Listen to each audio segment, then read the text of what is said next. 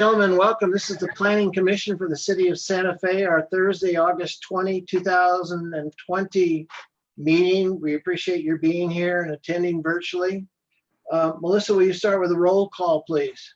Yes, Chair Hyatt, Here, Vice Chair Hogan. he's excused. Thank you. Commissioner Clow, Here. Commissioner Faulkner. She's excused. Commissioner Garcia,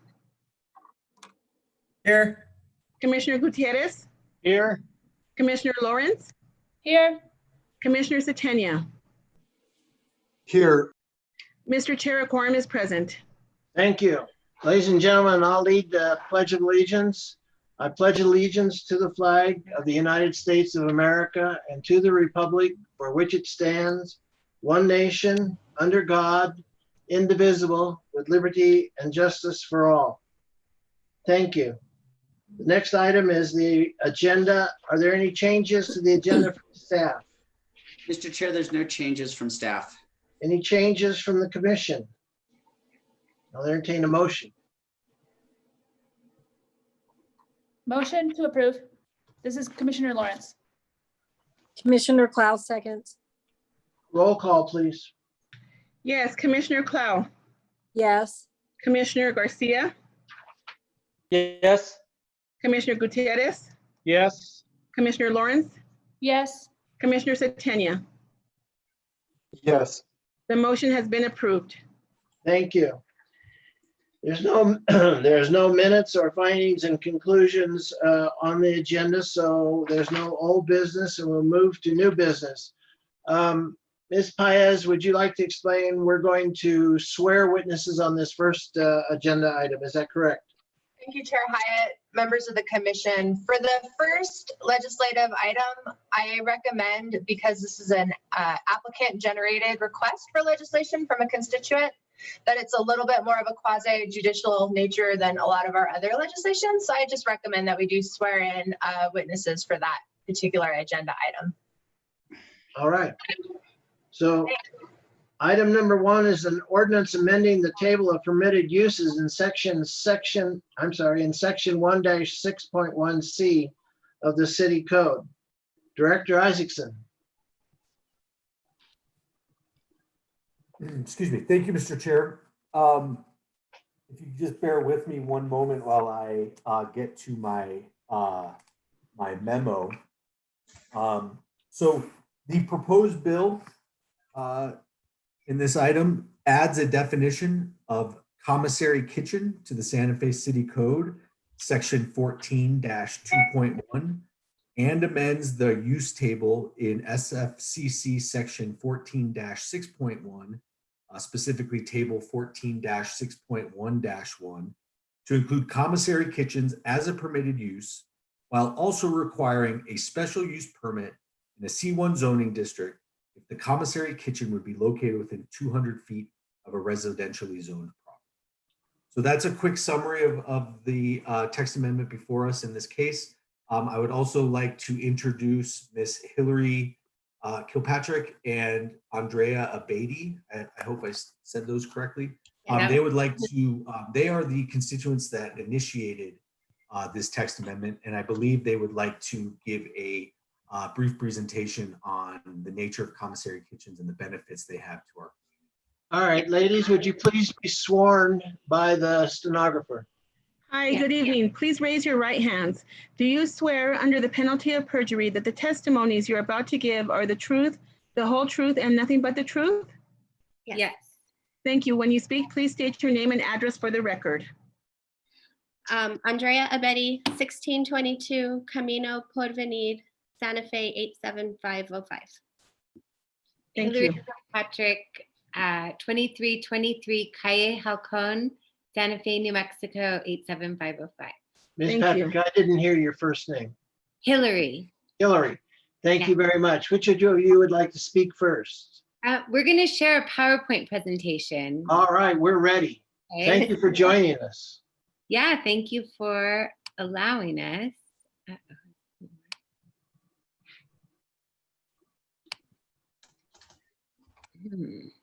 Noah, we might have to have you share it. Are you not able to get it open? Let me go ahead and open up mine. Okay, thank you.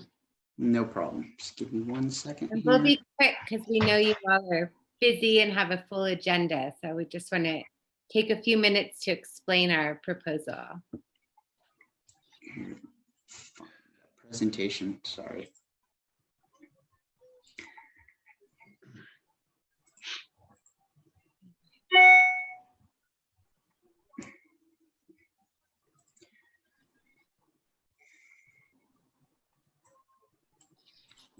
We have the presentation, but for some reason it won't show up on the screen share. Yeah, I'm just finding mine really quick. I thought I had it right away. Okay. All right. Mine is starting up right now. We'll go ahead and do that. And here we go. Is that up correct? It says it's starting there. Now we have it. Thank you. Okay. All right, ladies. Oh, will you move to the next page for us, Noah, please? Yes. Okay, so let's see. A certified commercial kitchen is where people can prepare food production products for distribution to the public. Commercial kitchens are designed for food production and food safety. Next, please. So why is there a need for this in Santa Fe? Santa Fe is a city with food entrepreneurs who lack a proper facility, a community or commissary kitchen to prepare food for resale. The closest viable options are in Taos, the Taos Economic Development Center, and in Albuquerque, the Mixing Bowl. Also, this creates a resource for those who wish to scale, expand, and properly start food businesses in accordance with the health department regulations. Next. Examples of community benefits. They create jobs within the community, encourage the supply chain to stay local, encourage local innovation and entrepreneurship in Santa Fe's food community. They also create a food community where businesses can collaborate and exchange ideas and advice. And they serve as a link between local farmers and local food entrepreneurs. Next, please. And who would be using this kitchen? So this is a sample of 5 different possibilities. Entrepreneurs and businesses creating and selling packaged food products like salsas or muffins, private chefs cooking for events or for their regular customers, caterers cooking for events, food truck owners so that they'd have a safe, sanitary place to store their food and also prepare their food before they get on the food truck. And also farmers can use this as a distribution point and centralized location for their product. So thank you for your time and support. I'm Andrea and there's my information. And I'm Hillary Kilpatrick and there's my information as well if you want to contact me. Thank you. Thank you, ladies. And before we go to the public hearing, I was looking through the materials and I wasn't quite sure, how did you two get onto this idea, or what it is, what do you do in real life that we're welcoming you to the group, but what happened? Well, we're a mix. So Andrea is a private chef and a caterer. And I'm sort of a serial entrepreneur and help people start businesses and see this as a great incubator for Santa Fe. Right. And I think for me, the main kind of thing for this for me was that there's nothing really available in Santa Fe. I have to drive to Taos or Albuquerque to use commercial kitchen with storage, etc. So for me, it was a need. All right. Well, thank you very much. Appreciate that. You. Ladies and gentlemen, this is the opportunity for a public hearing. Is there anybody in the audience this evening who would like to testify either in favor of or against this ordinance amendment? Chair Hyatt, Commissioners, I see that Fabian Trujillo would like to speak on this issue. So Fabian, I'm going to go ahead and allow you to talk. You'll just have to unmute yourself and you'll be sworn in. Hi, good evening, Fabian. Please raise your right hand. Do you swear under the penalty of perjury that the testimony you're about to give is the truth, the whole truth, and nothing but the truth? I do. Thank you. Please state your name and address for the record. Fabian Trujillo. I live at 1157 Vuelta de las Acequias. I'm also president of the Las Acequias Neighborhood Association. Thank you. Mr. Chair and members of the Planning Commission, the commissary kitchen is something that has been needed in Santa Fe for years, and I wholeheartedly support this rezone, or to add these available uses to the to Chapter 14. It will, I believe it will create a lot of opportunity for small business entrepreneurs. We have a growing food industry, particularly with small entrepreneurs. Specifically, I have a cousin who makes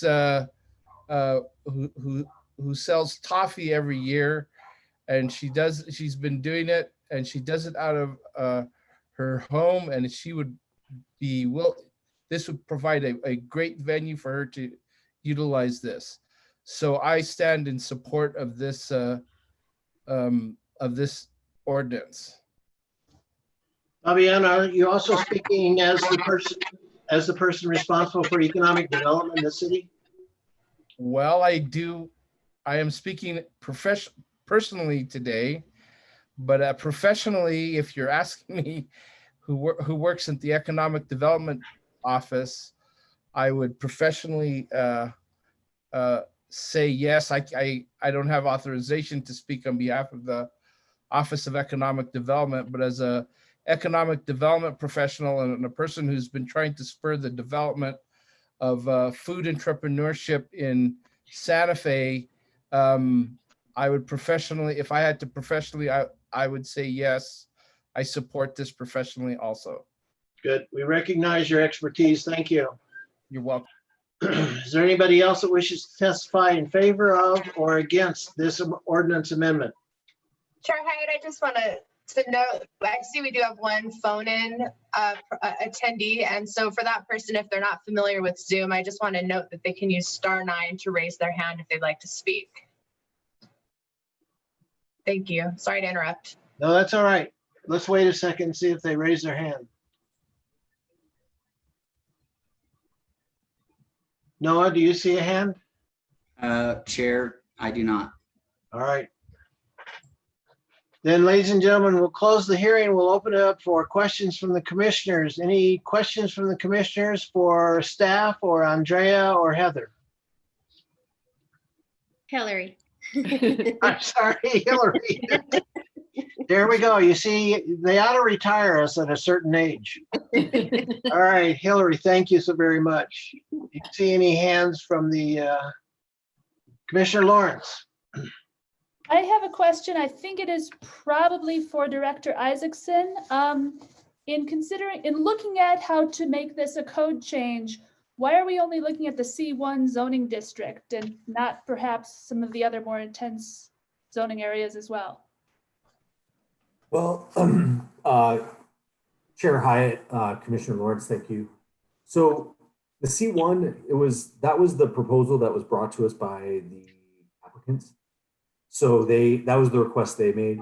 I think should other interested parties want to open a commercial kitchen in Santa Fe and it's not in a C1 zone, we can look at a possible change at that time. But I think at this time, it makes sense to open it up to C1 districts first, see how that works in the city.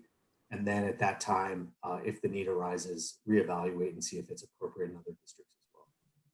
So it's sort of looking at it in terms of a pilot test about where it might be appropriate. Okay, thank you. That makes sense. I don't have any other questions. Commissioners? Seeing nothing, I'll entertain a motion. I will make the motion. I assume that this is a recommendation for approval by the city council, and I will move such. Commissioner Klaus seconds. All right. Will you poll the commissioners, please? Yes. Commissioner Clow, Yes. Commissioner Garcia, Yes. Commissioner Gutierrez, Yes. Commissioner Lawrence, Yes. Commissioner Satania. Yes. The motion has been approved. Thank you, Andrea and Hillary. Thank you so very much for coming forward. If you need more space or more zones in which to do this in the future, let us know. But thank you very much for bringing this to our attention. Thank you for your Thank time. you. Have You're a good- welcome. Easy peasy, wasn't it? All right, ladies and gentlemen, we're moving on to the next item, which is an ordinance amending section 7-1.3 regarding the permit fees in the code and creating some new sections. Assistant Director Cluck. Thank you, Mr. Chair, Commissioners. So from the executive summary, the primary objective of this ordinance amendment is to adopt new sections 7-1.11 and 14-13 of the SFCC 1987, which would create a comprehensive schedule of all fees assessed by Land Use Department for services provided to the public. The proposal includes related amendments to section 7-3.3, which would remove the permit fee. Would remove the fee to move a building. Amendments to section 14-8, which would allow the land use director to issue certain preliminary permits at the owner's risk for grading. And amendments to section 14-9.5, which would clarify the process for construction of public and quasi-public improvements prior to other aspects of development.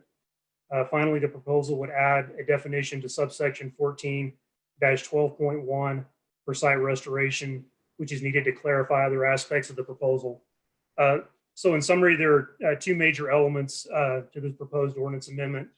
The first one is to create a comprehensive fee schedule for land use, where the fee tables would now be incorporated into the code and provide clear information and guidelines for estimating planning and permitting costs.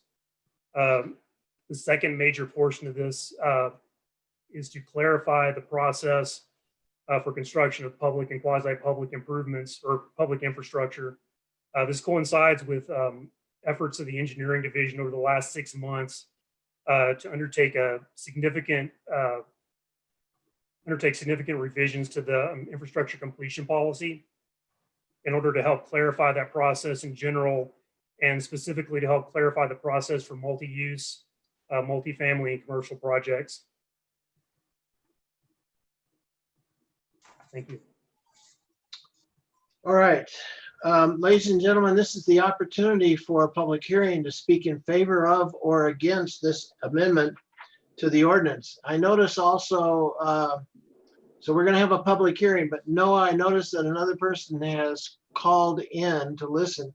Would you explain one more time how they identify themselves as wanting to speak? Thank you, Chair and Commissioners and members of the public. If you'd like to participate in tonight's virtual meeting under the public comment section after each case or during each case, when the chair opens up for public comment, what you can do is you can click on the participants at the bottom of your screen, and it should show you an option to, it'll show you all the people who are attending, and then it will also show you a raise hand function. So you can click raise hand if you're logging on from a smartphone or a computer and iPad. Or if you're dialing in, you can press *9 to raise your hand through the phone so that we can hear you, and then we'll allow you to speak and you'll be sworn in. We're giving everybody 2 minutes tonight to speak on any of the various issues, unless the chair chooses to change that. But if for some reason we're having trouble hearing you or you get cut off, we'll come back to you. So we'll just move on to the next comment, but we won't forget you and we'll try to figure your audio out. So thank you. All right. I'm looking at the attendees. Ladies and gentlemen, this is the opportunity for the public hearing. So those of you in the public who would like to speak in favor of or against this amendment, please identify yourselves so we can hear from you now. I don't see any hands raised, Noah. Chair, I confirm that there are no hands raised. And I hear nothing from the telephone call-ins. Mm-mm. All right, ladies and gentlemen, we'll close the public hearing and we'll open it up for comments from the commissioners.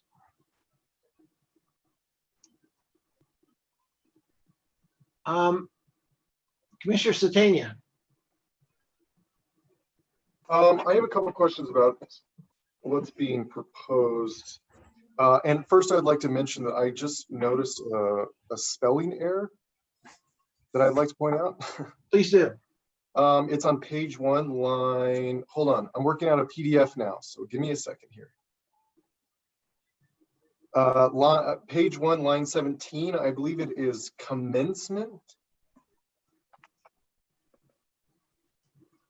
You have that, Jason? Chair, yes, sir. Thank you. All right. Was that the intention of the? Yes, it should read commencement. Okay, great. The other questions that I have are specific not to the fee schedule, but specifically to, hold on, scrolling back down. Da-da-da.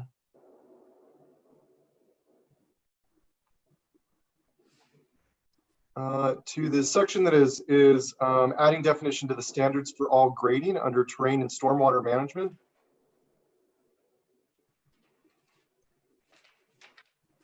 Do you have that section number, please, Commissioner? Yeah, section 14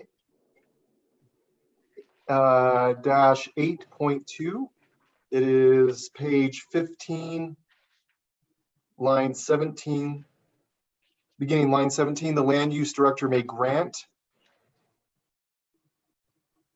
And my first question is, are we granting an application or are we granting a preliminary clearing and grubbing permit or a limited grading permit?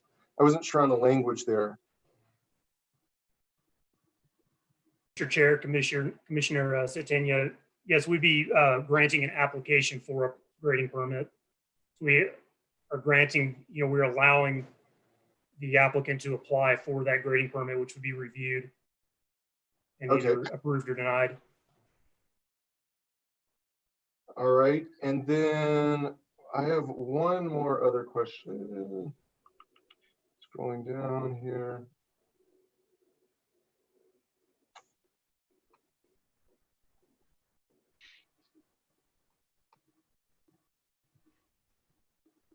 Sorry, Chair, I am, we got these electronically now and I'm trying to sort through my notes that I wrote in a PDF form, so you'll have to bear with me, please. You want me to come back to you in a minute? Yeah, go ahead. I'm trying to find some comments I wrote. All right, Commissioner Garcia. Thank you, Mr. Chair. I think my question goes more to the direction of impact fees, and I'm sure there's an increase here, but can somebody answer possibly what's a percentage increase overall of these fees? And I know it could have stayed the same. Some might have went down, some might have gone up.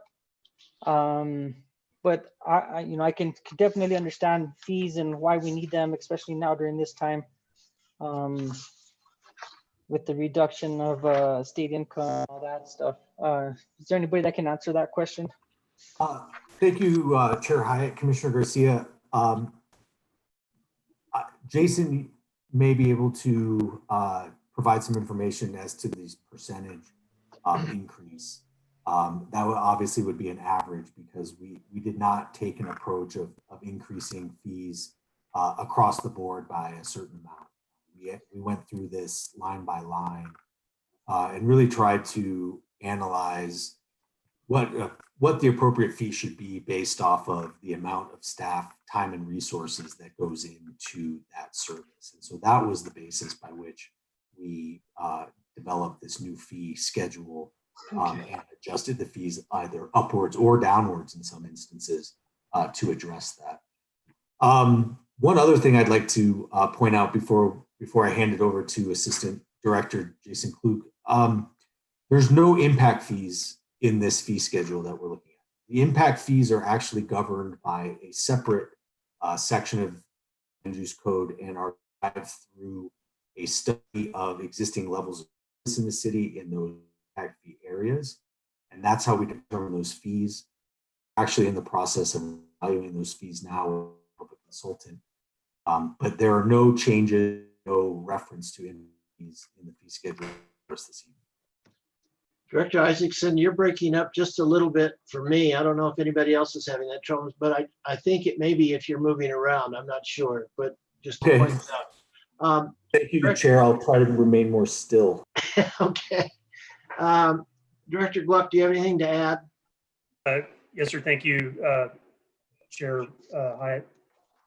Mr. Chair, Commissioner Garcia, I'd like to turn your attention to the proposed planning and land use fee table that was provided at the end of the ordinance amendment. So we haven't really analyzed the fees by percentage, as Director Isaacson indicated. They're more based on the need to cover the cost of doing business. There are very few fee increases. These are all highlighted, and these are all directly related to the work involved in processing those individual items. In general, the permitting fees they range from 0.5% of the project to 5%, and in general, the vast majority of the permits, the fee is around 1%, and that isn't changing with this ordinance amendment. All right. Anything else, Commissioner Garcia? No, thank you for that. Commissioner Satania, back to you. Yes, thank you. So again, questions regarding the grading. It seems like we're expanding the powers of the land use director.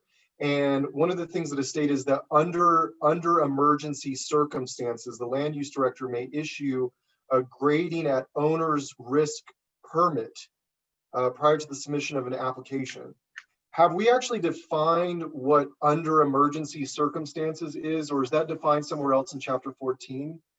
Because my concern is that there's not actually limits to this or definition, which would be important in these cases. Director Isaac. Commissioner Satania, I believe that would probably be a question best for Sally, but I can explain some of the scenarios we've run into in the past where this has come up and where it's been needed.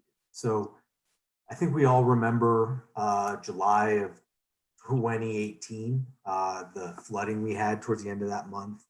And in the following days, the need for people to be able to do grading on an emergency basis to restore property or to secure property in the aftermath of the flood. Those are the types of scenarios where these emergency at-risk permits would be issued. We would still require an application. We still would issue a permit eventually, and we would still inspect the work against the permit that was approved. However, this would allow the land use director in these emergency situations to issue a grading permit so that work can begin while staff is reviewing the application. So I don't believe we have a strict definition of what constitutes an emergency under this provision. However, those are the types of incidents that we've encountered in the past where this provision would have come in, have been useful to the land use director and the land use department. Ms. Paez? Thank you, Chair Hyatt. Commissioner Satania, I recall that in a previous draft of this bill, while we were still working on it internally, we did in fact draft a definition for emergency at-risk grading permit or something along those lines. And we clarified roughly what Director Isaacson just said. It was situations where there was an imminent risk to property or something. We took language from somewhere. I do think that that's something that we could reincorporate. It's not an existing definition in the code, and it sort of drifted and became more incorporated into the section 8.2, which is, I think, why the definition was ultimately removed. But I think that's something that we could flesh out further. I'm wondering if I could dig out that previous version. I'm not sure I could pull it up very efficiently on the fly here, but that's certainly something we could consider adding if it's a concern. Yeah, it is a concern. And my recommendation would be that we actually do provide some additional definition regarding that. The second thing that I wanted to address is something similar and maybe a little more broad, which is the land use department issues grading permits. However, what we're creating here and adding language is for a limited grading permit. And again, do we have any definition of what a limited grading permit is and when that would be issued? Director Isaacson or Director Cluck? Thank you, Chair Hyatt, Commissioner Satania, and Jason, please jump in if you have anything to add. So oftentimes what we're asked for in the land use department when it comes to grading and drainage permits is early permission as we're reviewing grading and drainage permit applications, permission to what's called in the industry clearing and grubbing, which is not actually doing any alterations to the actual terrain, but is simply prepping the site, getting ready for the eventual grading work. So that's what this is. This limited grading permit is really a clear and grub permit that the land use director could issue while we have a pending application ready to. I think my only comment would be, I would say I'm familiar with the grubbing permit, and I think what you described would be expressed of grubbing, not really altering the land, just getting in preparation. But again, my recommendation would be that if there's not a definition of what limited grading permit is, again, when it's juxtaposed to a grubbing permit, which is also distinct, that definition, be included, especially because it's not defined here. It just leaves it as, while an applicant is still applying for a comprehensive grading or drainage. So again, I'm not really sure what the difference between those two are. And again, coming down to the land use department or the land use director actually making those determinations on a case-by-case basis without having any definition. And I understand you guys are familiar with the types of cases that you get where you would probably apply that. But again, for the integrity of the proposed modifications to again provide some definition. Commissioner Satania, I see that there are no other hands raised, so we may be at the end of the discussion. If you permit me to, I'd entertain a motion from you to include your two recommendations to the City Council. Okay, sure, thank you. So I recognize you now for a motion. Okay. I'm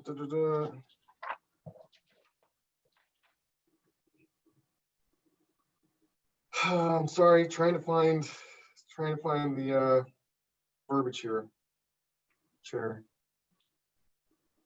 I think you're moving to amend the ordinance section 7-1.3. Well, I'm not moving to amend the ordinance because I don't necessarily have the verbiage that's there, but I guess what I would do is move to approve with recommendation to provide definitions for the governing body. Absolutely. It's actually, pardon me, I apologize, Commissioner. It's a motion to recommend that the governing body approve the ordinance with the following amendments or additions or whatever you want to say. Recommendations. It's a recommendation that the governing body approve because this is the preliminary hearing where the Planning Commission recommends. Okay, it's ultimately the governing body that would adopt the ordinance or not, as amended or. So can I recommend to approve with the recommendation that definitions be added for specific? Okay, so whatever that looks like, I move that we recommend to approve the ordinance with an additional recommendation to provide definition for limited grading permit and emergency circumstances specific to the land use director may issue a grading at owner's risk permit. And I think that's it. I think that should cover it. Thank you. Is there a second? I will second, Commissioner Lawrence.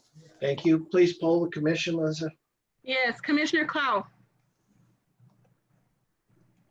Commissioner Clow? It looks like she might be frozen. Oh, okay. Commissioner Garcia? Yes. Commissioner Gutierrez? Yes. Commissioner Lawrence? Yes. Commissioner Satania? Yes. Commissioner Clow? She's back. It Okay. appears Sorry. to be connecting to the audio. Okay. Commissioner Clow? Yes. Okay, thank you. Mr. Chair, the motion has been approved. Thank you. Thank you, Jason. Appreciate Thank it. you. Who was the second on that, may I ask? That was Commissioner Lawrence. Thank you so much. I'm providing backup on the notes for now that we're doing sort of summary minutes in PrimeGov. So thank you for that. I got to pay attention. Okay. We always thought you were paying attention. Yeah, but there's a lot. There's a lot going on. Thank you. Ladies and gentlemen, this is case 2020-2266, Sangre Azul, final subdivision plat. Commissioner Clow. Yes, I'm am recusing myself from this case. Thank you. And Noah, will you put her on hold? Yes, Chair. All right. She's This is the on. final subdivision plat. I didn't see whether Ms. Wynant joined us. Do you see her? Chair, I had promoted her to panelist, and it looks like she may be having connection issues. I'm happy to present the case on her behalf. All right, let's just have you do this, please. All right. Thank you, Chair and Commissioners. Case 2020-2266 is the Sangre Azul final subdivision plat. Orlin Gutierrez, Guerrero Ortiz of Design Ingenuity, agent for Roddy and Sherry Leader, are requesting a final subdivision plat approval for 23 residential lots on approximately 4.04 acres of vacant land. The property is zoned R5, and it's located at 2670 and 2690 Kate's Way.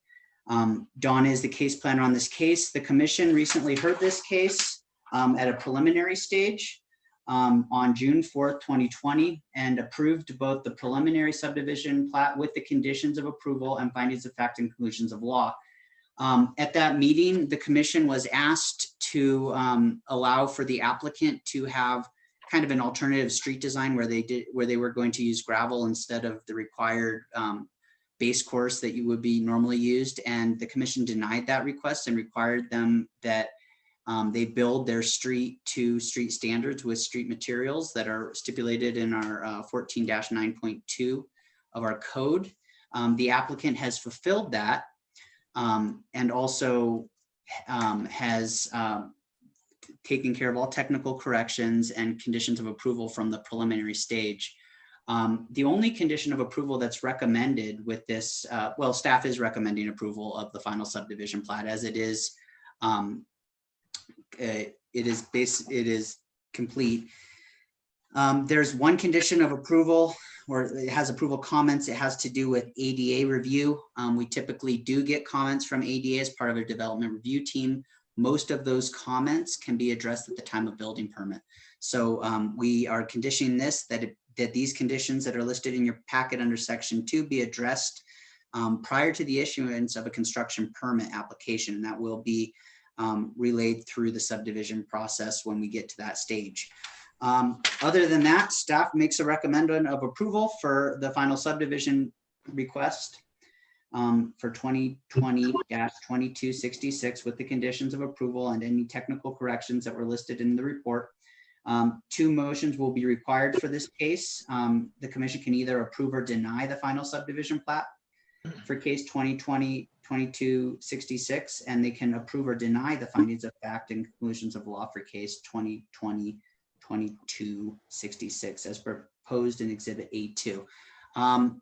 With that, I stand for any questions, and it does look like Donna is here now. And Donna, if you want to add anything to that, please unmute yourself and go ahead and do that. I think I did.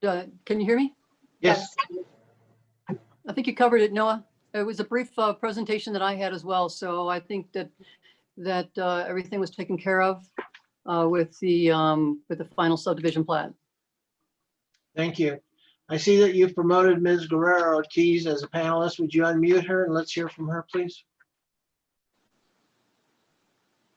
Good Want me evening. to swear in? Yes. Do you swear under the penalty of perjury that the testimony you're about to give is the truth, the whole truth, and nothing but the truth? I do. Thank you. Please state your name and address for the record. I'm Maura Lynn Guerrero Ortiz with Design Ingenuity. We're at 1421 Suite E on Louisa Street Thank here in you. Santa Fe.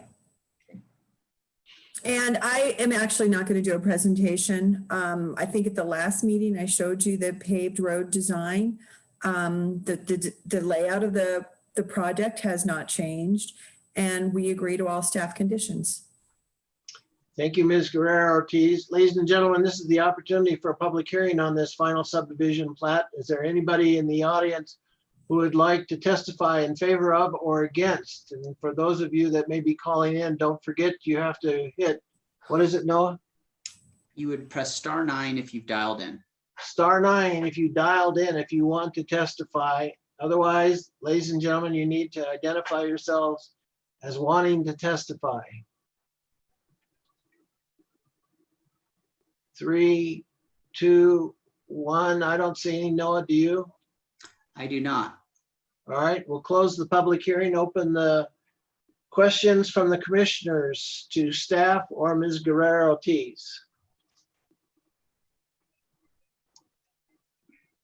Commissioner Satania. I actually have a question for staff, specifically the traffic engineer. And I know this was mentioned the last time that we did this case, but I wanted to reiterate this before we put this to a vote.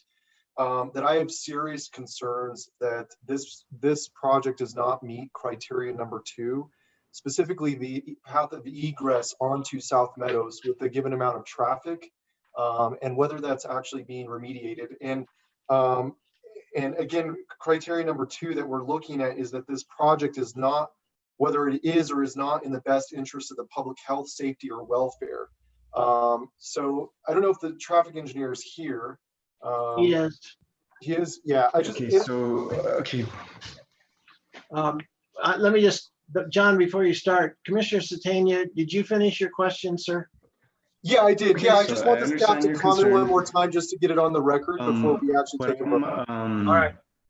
Mr. Romero, go ahead. So what code says is there needs to be a retaining wall where it's needed. So now I need to determine, is a retaining wall needed in this area and for what purpose? So you're saying that if there's not a retaining wall here, if there's not a continuation of this, and this isn't really a retaining wall, this is just slope control. Retaining wall is a reinforced vertical structure, which this is not. But that being said, this serves the same purpose. It's trying to control slope and erosion. So I think that John's talking to somebody else on a different topic. John, and extend that concrete, what erosion is going to happen? And I can't really see any erosion happening. So Chair, I think I muted him. He might be, John has had quite a few meetings because we're proposing a reorganization of city departments. And so he may be taking on parks if it's approved. So I think there's been multiple meetings that he's involved in. I'll send him a text, but I would just add to this, Commissioner Satania, that this is a final subdivision plat, right? So what we did is basically we took the preliminary, which was approved, and that those criteria was met, and we moved it on to the finals because it was consistent with the preliminary. So those couldn't have changed between the two hearings because it wouldn't be consistent. So it would have been probably helpful if you had maybe felt that way at the first time we heard it. And then brought that up because now we're at the final stage and the commission has basically said that criteria had been met and they voted in that manner. So I would just bring that out in lieu of John speaking to this specifically, but I'm going to send him a text message. No, it's not necessary, Noah. I appreciate the clarification. It's not going anywhere though. Commissioner Satania, I can't recall. Did you mention this? Yeah, no, it was discussed and it's actually captured in the minutes. But again, I just wanted to kind of highlight that as a concern again before we vote. And I haven't changed my comments, or I'm sure John hasn't changed his comments from for the preliminary approval. So again, I just wanted to point that out before we vote.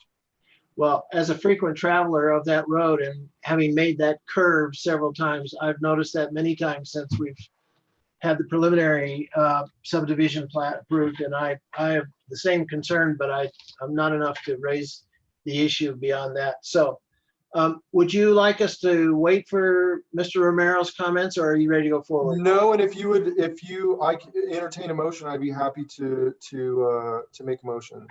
Commissioner Garcia wants to be identified. Go ahead, sir. Thank you, Mr. Chair. I also have been on the commission long enough to hear a few cases along this same road, and just for a comment, I think that the city, and we're just going to have to look at this road a lot more closely. I'm not against this development, but there being a school there being other developments that are going to be happening on this road, there's going to have to be something done in terms of safety for pedestrians and safety for vehicles that are accessing these developments, ingress, egress, and so on. And that's just my comment. And so I do agree with Commissioner Satenia that we have discussed this not only on this case, but in other cases previously. And once again, I am not against the development. However, I think that is something that does need to be looked at in a very detailed manner. Thank you. Seems like when we're built out on South Meadows, we're going to need a relief route for South Meadows. John I would have to Romero, concur. John Romero, I see you're here now.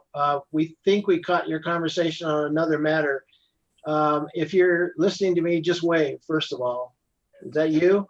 Okay. Commissioner Satenia was concerned about the access to South Meadows on this particular development. Did you want to add a comment, sir?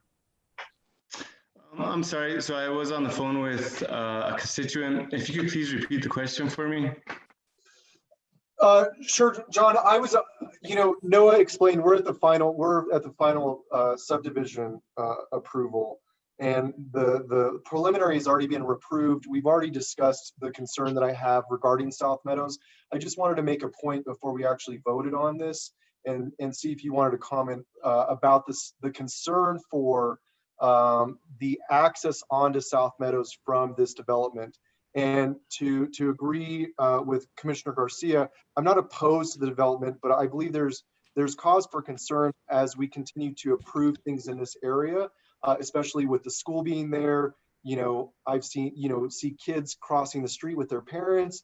There's a lot of backup traffic, during certain times of the day, and just again questioning, in the future whether we, as we continue to design here.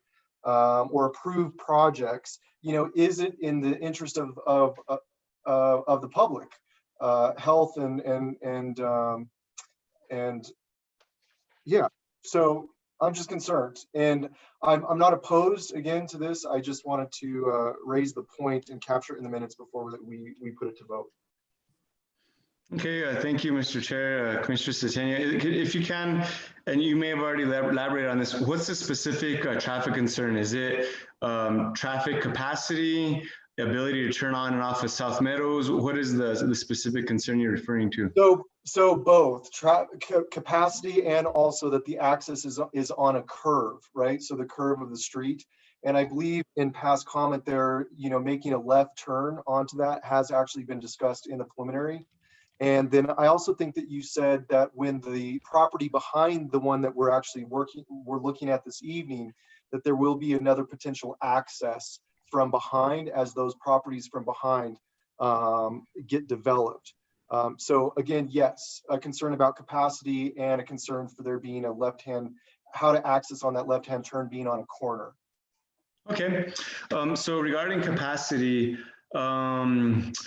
capacity issues usually occur at intersections. They sometimes occur along lengths of roadway. Like for instance, when a road cannot suffice as a 2-lane facility anymore, it needs to be upgraded to a 4-lane facility. The studies we've done thus far show that South Meadows as a 2-lane road can handle the traffic in the area. The interchange, including the roundabouts at the interchange intersections, can handle a ton more traffic. In fact, they were designed to do so. The only pinch point we currently have is at Agua Fria South Meadows. We're at 60% design of that, and we are looking to add turn lanes to help remedy that situation. The model that we have shows that our proposed improvements is going to manage not only existing traffic, but future traffic. So we included all planned development, both the ones that have been approved, as well as we had this Gateway one. We assumed the density that they were proposing just as a conservative assumption of what could be placed on those. All the other properties that have not been formally presented to the city, we assumed a density based on the city's general plan, and it shows that that intersection works well. One thing that I think might occur, which is actually I think will be a positive for traffic, but this wasn't modeled. Again, our model is conservative, and I feel it's conservative because it didn't include this, is the effects of building the apartments. I do think that the effects of building those apartments that have already been approved have a potential for improving traffic. And the reason, this is why I say this, the way I understand the school districts to build their schools is they're somewhat of on a reactive approach. They'll, once their schools get up to capacity, they'll put in modular home or portables. And then as they get enough students, they'll build a newer school like they do here at Camino Real. That's balances pre-existing development, say like the stuff here off South Meadows, but then it also plans for future development. So what that means is once these apartments come in, there's a good chance there's going to be a high amount of students there. And with that in mind, there's a good chance that the school is going to adjust their district boundary and maybe push out some of the households that are on the fringe of this school's boundary, put them in other school districts, and make this boundary more appropriate for the population that will be in this area. If that happens, so a lot of the traffic issues are in the morning in this area, and it's because of the school, and it's because everybody drives their kids to school, and it's just the way the city of Santa Fe works. Wow. With these apartments close by, there's a very good chance that these parents will have their kids walk to school. So those people walking to school will reduce the amount of cars that are driving to school. So again, that's just a theory, but that being said, our model does not include that theory. It includes all the existing traffic plus all this future traffic going through these intersections. The access of Kate's Way onto South Meadows, it is on a curve. But I don't see any safety issues. There's definitely no capacity issues because of that, but I don't see any safety issues because of that either. We often build access points on curves. It's allowed. The only issues we ever come up with is if an access is built on the inside of a curve. And what happens there is when you especially like in residential developments or places where there's a lot of development up against the road, when you have it on the inside of the curve, it's hard to see. When you're coming up to the intersection, it's hard to see cars coming around the curve.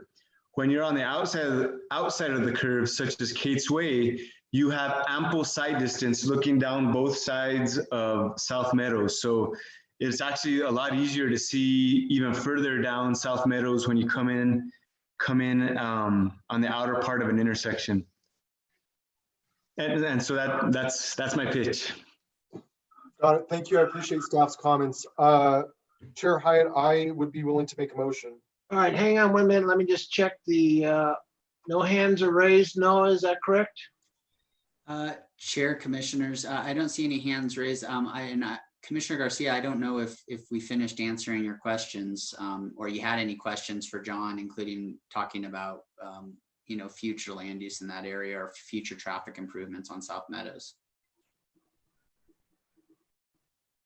Thank you, Mr. Burke. I don't have any, everything was answered appropriately. Thank you. All right, Commissioner Satania for a motion. I move to approve the final subdivision plat for case 2020-2266, subject to the conditions of approval and technical corrections recommended by staff.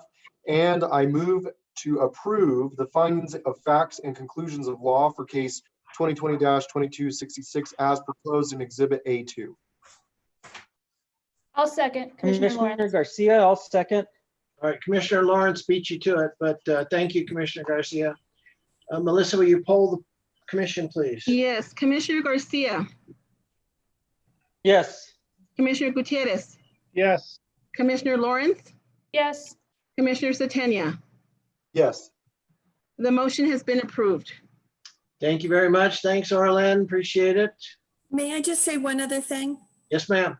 First, thank you. But secondly, we are working on another entry to this area.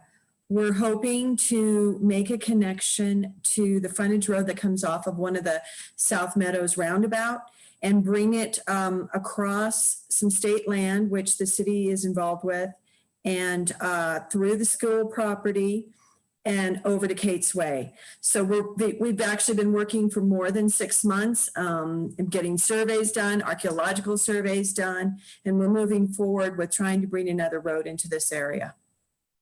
Thank you. We appreciate that.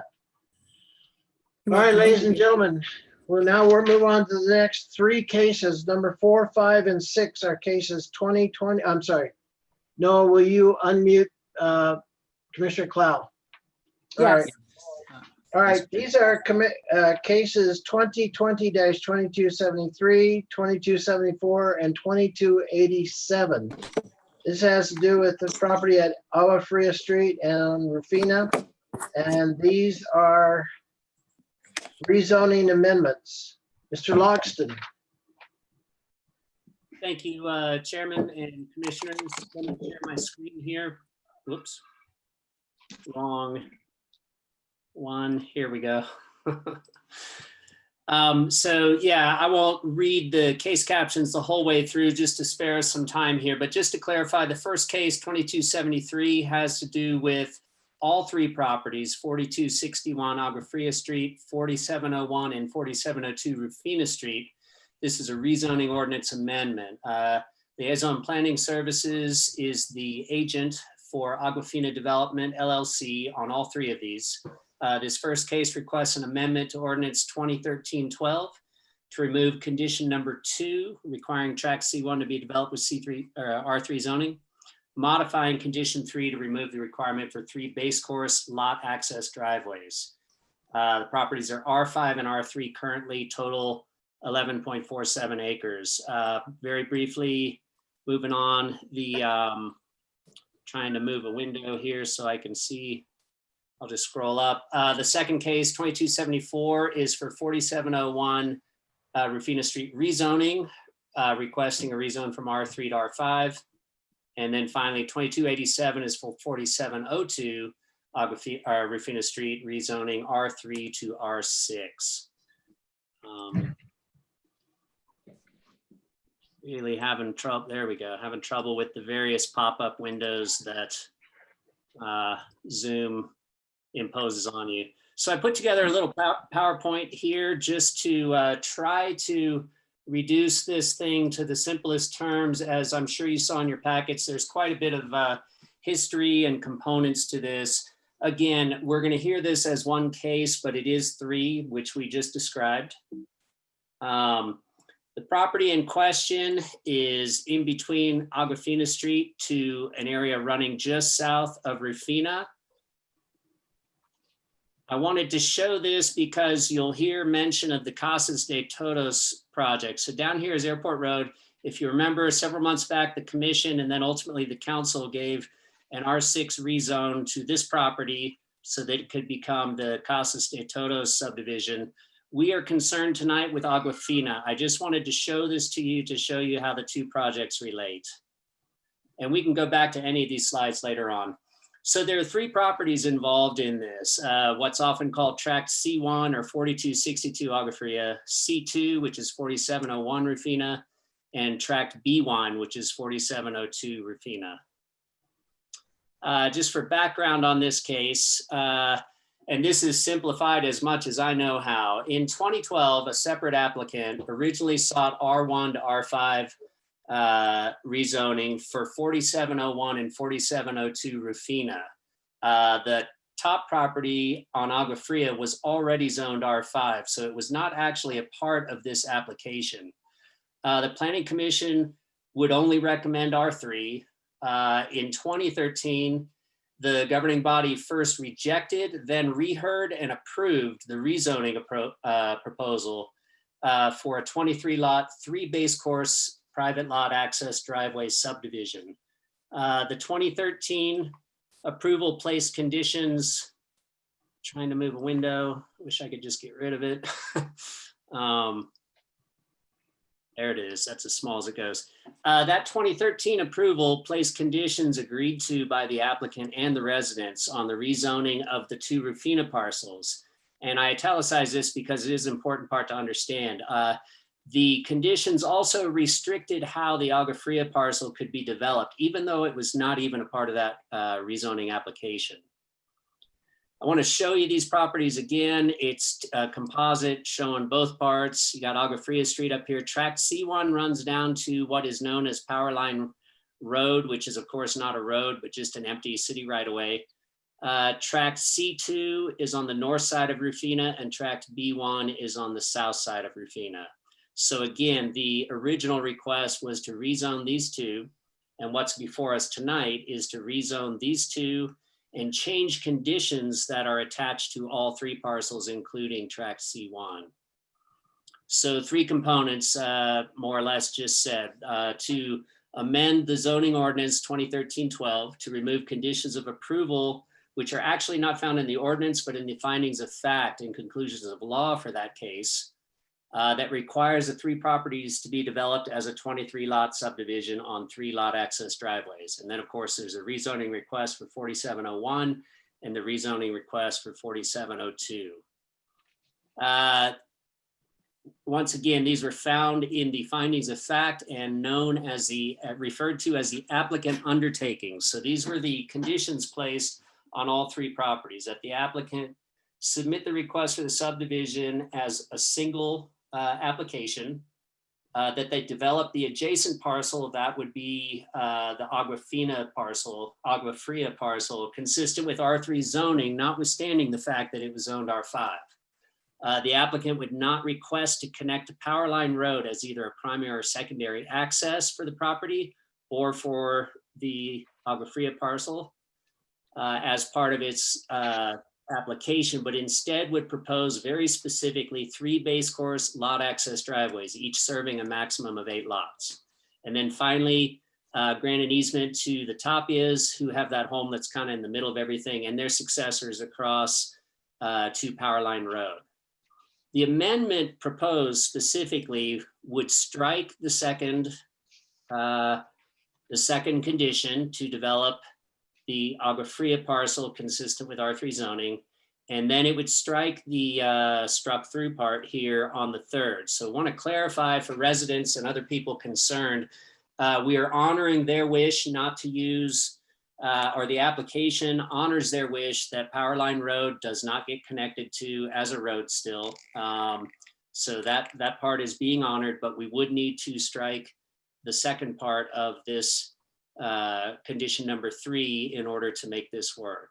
The rezonings, once again, for 4701, R3 to R5, it's to match the density of the North Tract C1 and to allow development at a density that would enable paved roads, sidewalks, and site-built or previously called stick-built homes. The rezoning for 4702 Rufina is R3 to R6. That's slightly higher to match the density of the future Casas de Todos subdivision.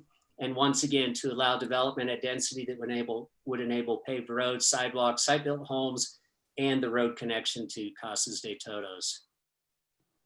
As far as criteria for your decision, much like we saw with the case on Airport Road with the shopping center, there are no specific criteria in Chapter 14 for an ordinance amendment. Instead, you base your decision roughly on what the criteria for rezonings are. And in this case, it's essentially a decision on whether or not a development that has paved roads that are public instead of a series of private unpaved roads is better for pedestrian connectivity and the overall public interest here.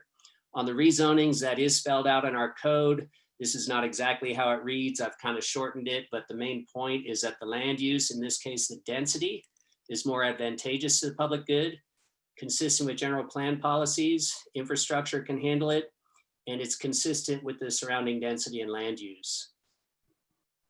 Oops, I went the wrong way. In summary, this proposal is consistent with the surrounding density. It would provide public paved roads, creating more durable and high quality subdivision. Proposal would provide public sidewalks, enabling better pedestrian connectivity within the neighborhood. And it's consistent with the expressed desire of Las Acequias residents for site-built homes and home design consistent with their neighborhood. Oops. So finally, staff's recommendation is that the commission should recommend approval by the governing body of the amendment, and that you should recommend approval by the governing body of the rezonings.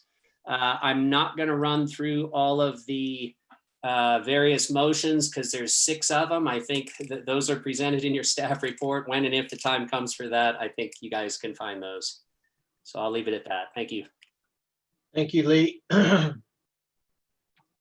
Ms. Vihil, welcome. You're not unmuted yet. Hit your mute button. Noah, is she unmuted? Yes. Yes. Oh, Hi. hello, Dolores. Would you be sworn, Hi. please? Yes. Hi, please raise your right hand. Do you swear under the penalty of perjury that the testimony you're about to give is the truth, the whole truth, and nothing but the truth? I do. Thank you. Please state your name and address for the record. Dolores Vihil, P.O. Box 1835, Santa Fe, New Mexico, 87504. It's your Good floor, evening. Ms. Vihil. Go ahead. I'm here representing the applicant, Mr. Rudy Rodriguez. He's the managing partner for Agua Fria subdivision. And I want to thank Mr. Longston for the good job he did in paraphrasing what a complicated case this could be if not for his expertise. So thank you so much. I just want to say that I'd like to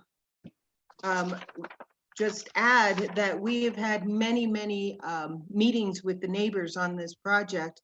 In the beginning, we had started as a manufactured home subdivision. When we approached the city to approve the previous approval of the subdivision, we were told that it had expired, so we'd have to come back. So we came back and we did an ENN with the neighbors and everyone surrounding the property. And we had proposed a manufactured housing subdivision, which they were adamantly opposed to. And so as we went back and forth, and the applicant decided, well, it probably worked best for everyone that we propose a stick-built home subdivision with some roads, paved roads and sidewalks and connectivity with the park to the east of the project, which is the Las Acequias Park. The residents of that subdivision have enjoyed the open space, but at the same time, they understood that it may be developed sometime in the future. So we made sure that we would incorporate some connectivity to the park with the subdivision so that they could use it also. Plus, adding sidewalks makes it a safer situation than having base course roads that have no sidewalks and had no real connectivity. Powerline Road will not be part of this development. It will stay the way it is, although it will the neighbor who does use that road will continue to have access to his property. If you'd like, I can show you the site plan, although it's not part of the application. We're just going for the rezoning. I can put it up in a share screen. Go ahead. So just to give you a brief overview of this, here's Agua Fria. Here is the paved lane, Agua Fria Road. And at the end of the road, there is a power line road, which will be, there'll be bolsters there or a gate for fire access. There will be a turnaround here for, solid waste. And also we will be putting landscape on both sides and also a sidewalks. And then as you come, that is track C1. Track C2, which will be rezoned hopefully to an R6 zone, would allow also for a paved roadway, Agua-Fina Lane, access for fire to power line, and also a turnaround for solid waste. Here is the access for the open space park in Las Acequias. And also, I think that's a 5-foot easement. And then as you go across to Rufina, you get to Casa de Toros. This is track B1. And we will be matching up the roadway with Casas de Toros and whatever would be allowed. We are looking for an alternative because of the alternative street design because of the narrowness of this lot itself, but there will be connectivity through there. There is some open space here. There'll be more open space up here. This will be a drainage easement, actually more for ponding. Let's see what else. So that gives you a general overview of what we're proposing. The amendment that we're asking for the conditions of approval that were done in 2013 is interesting to say the least, because when we went and we submitted our first design, it did include all of these lots, thinking it was still R5, but then staff had looked deeper into the zoning criteria and found this condition in the city council minutes or findings of fact, and where the previous owner applicant agreed to developing this to R3, even though it's an R5. So that's why we're here, and we're asking you to honor our request to remove those conditions, including the base course, so that we can have a more conducive and safer situation by having it paved with sidewalks, with landscaping, and it actually meets the same density as what's being built around it and what has been around it, which is Las Acequias. I'd like to say that I do have some of our consultants here to help with some answering questions, and Carl Summers here, and Orlin Guerrero Ortiz with Design Ingenuity is here, and Maury Walker with Walker Engineering. He's here to talk about the TIA. Also, Mr. Rodriguez, the managing partner, is here, and that's Rudy Rodriguez Sr., not Junior, just to keep that straight. And we ask for your approval. Thank you. Thank you. Ms. Vigil, do you need any of these experts or the people that you've identified to speak at this portion in your case in chief, or would you like us to go on to the public hearing? Go to the public hearing. We're here for questions. Thank you. All right. Thank you. Ladies and gentlemen, this is the opportunity for the public hearing in this matter. If there's any of you that would like to speak in favor of or against these various motions or these amendments and rezonings, please identify yourselves. Fabian, I see that you've identified yourself. Anybody else, please identify yourself, and let's see. There's still one telephone caller, and this looks like a new number. Noah, would you identify, tell that person? Hyatt, that looks like Susan Bogle from a realty company who is in attendance by phone. All right. So I'd also like just to remind the commission that this is kind of one of those ones where it gets a little wishy-washy. We're not talking about a subdivision, and that we will be, that if this rezoning and general plan, this rezoning case is approved, then you would likely be hearing a subdivision. So we haven't spent time, there is no subdivision application in right now that's being reviewed by all the development review. It wouldn't make sense if you're not approved for the zoning that would allow for the subdivision. So the applicant has chosen to go forward with it. That's just a conceptual subdivision. We'll be reviewing it for all the stuff that we would normally review subdivisions for in the future, if that comes before it, and the commission will have a preliminary and a final subdivision plat to review. Just want to remind that. So I do see that Fabian Trujillo is wanting to speak. Chair, did you want to go ahead, and are we open for public? Well, first I want you to make sure that Ms. Vogel knows how to raise her hand on the telephone call. Yes, Ms. Bogle, you would press *9 if you would like to speak on this matter. All right, and Fabian, Yes, ma'am. Who? Oh, were you wanting me to keep time on this for a time limit for speakers? Yes, please, 2 minutes. Okay, thank you, Chair. And the chair recognizes Mr. Trujillo for comments. Mr. Trujillo, you've been allowed to talk. Please unmute yourself and you'll be sworn in. Mr. Trujillo is previously sworn, so you could probably proceed. Again, Fabian, go ahead. We know where you live. All right, let me refresh your memory about Las Acequias. Las Acequias Neighborhood Association has 653 homes with over 3,100 residents. We are 60% minority community, and our per capita income is roughly about $35,459. 26% live below the poverty line. That was of the latest census, and I'm sure it's been reduced because of the pandemic. So our association is very happy to have been working with Dolores and Liaison Planning, and we're happy that they have agreed to have stick-built homes. But we still have and we've met with them numerous times, and we've met since November of 2019. But there's still some concerns we have for the rezoning of this, and that is with traffic. And this goes on with previous comments I made in the Jackson subdivision and also in the Casa de Todos. All of these subdivisions are going to be pouring traffic already to a failing intersection over at Lopez Lane and Rufina.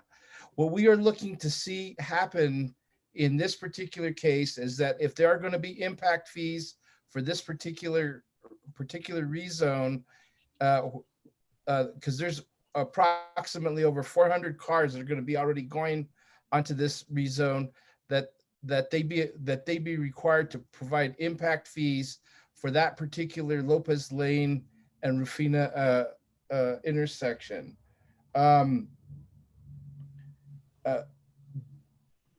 So those are the main concerns that we have with that. And we do thank Mr. Rodriguez and everything again for agreeing to site-built homes. And that is time, Mr. Trujillo. That's all I have to say for this evening. Thank you, Fabian. I don't see any other hands raised. Noah, do you? Chair, I don't, but yeah, I do see members of the public who have had public comment and interaction with staff who are in attendance also. So I guess they wouldn't like to speak. But if you would like to speak, please press the raise hand function on your Zoom or *9 with your phone.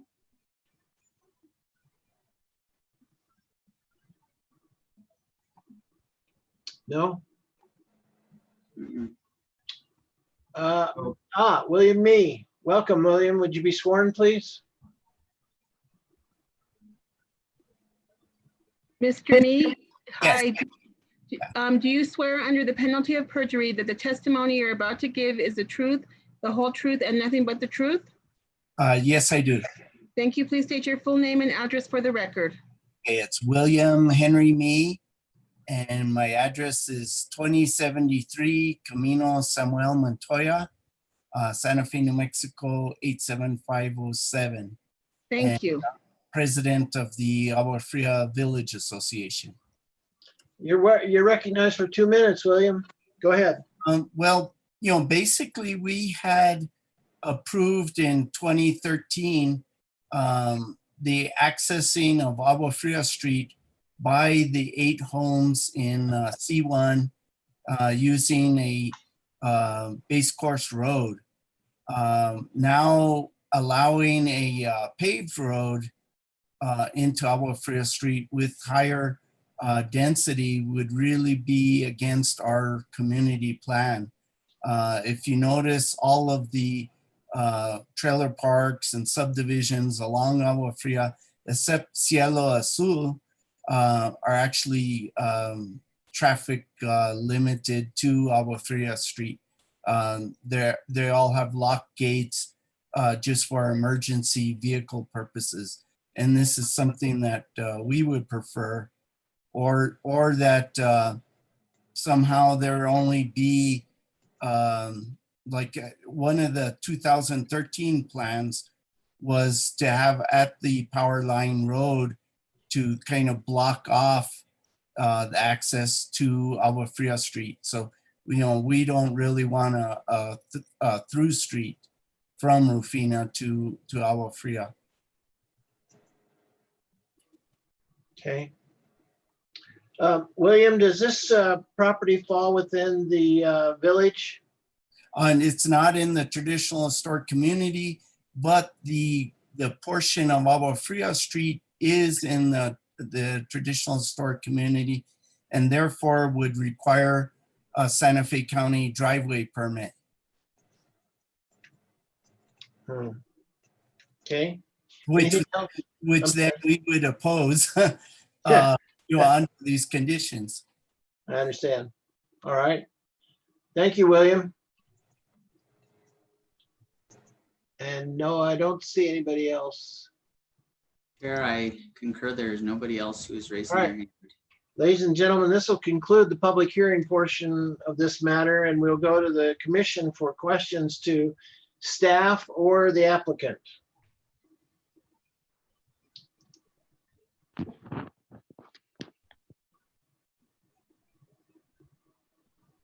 And we'll wait while everybody thinks.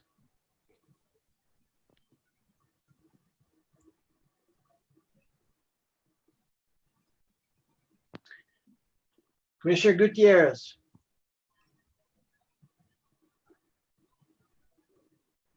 Thank you, Mr. Chair. Can we go back to the slide that shows access to Tapia property? Sure, give me just 1 second, Commissioner. I've got a few that do show it. Let me exit. There we go. Whoops. Let me start over there.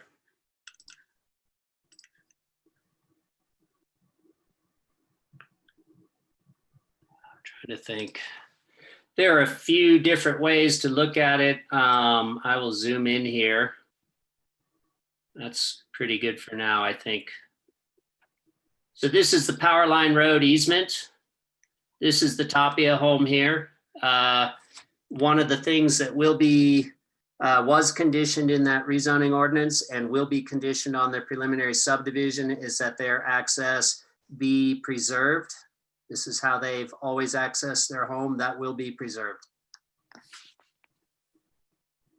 Okay, and on that, the Tapia home mostly falls in tract C1, or is it a little bit in, or mostly in C1, I would guess, right? I mean, in a manner of speaking, Commissioner, it's technically not in the tract at all. It's its own property, but you're correct in the sense that it is much more of it is adjacent to C1 than to C2 down here. Yes. Okay, and when they condition the 3 driveways, do you have any drawings or something that we can reference to what their thought was back then, the 3 gravel driveways? Yeah, Commissioner, let me zoom out here. This is about the best. That's a lot slower zooming than I expected. This is about the best view I've got of it. The thinking was, the overall plan was to keep the density low. So this tract was already zoned R5, which would allow the number of homes on it that are being proposed in now. The thinking was that a base course private drive would come, my mouse quit working there, would come down here and dead end with a turnaround. That one would come up here and dead end with a turnaround. There would be emergency access gate or bollards or something at either end. So this was never a through road. And I might point out, just with Mr. Mee's comments, this is not currently proposed to be a through drive. It would be paved roads, but it would still have the gates here and here. And then looking at it down on this other side, a third base course driveway with a dead end and a turnaround would come down here. So there would be 8, with the original approval, there would be 8 homes here. I believe the way it worked out was 8 here, and they only did 7 here because it's just a little smaller. Is that answer your question? Yeah, that brings a little more clarity. Now, Ms. Vihil, you said that you worked with the neighboring partner property, going to ask for connectivity all the way through to Agua Fria, or is that not the case? Unmute, please. Thank you. Commissioner Gutierrez, no, since I've been on this case, it's never been a through road, ever. It's never been discussed that way. It's always been with bollards or gates that end at power line for each lot. And so your intention is to keep it the same with bollards, Yes. the gate that end at each lot? Yes, sir. I may have other questions, Mr. Chair, but let me look over this and I'll All right. for now. Thank you. Commissioner Satania.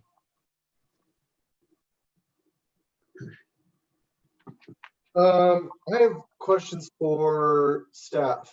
Lee, Mr. Loxton.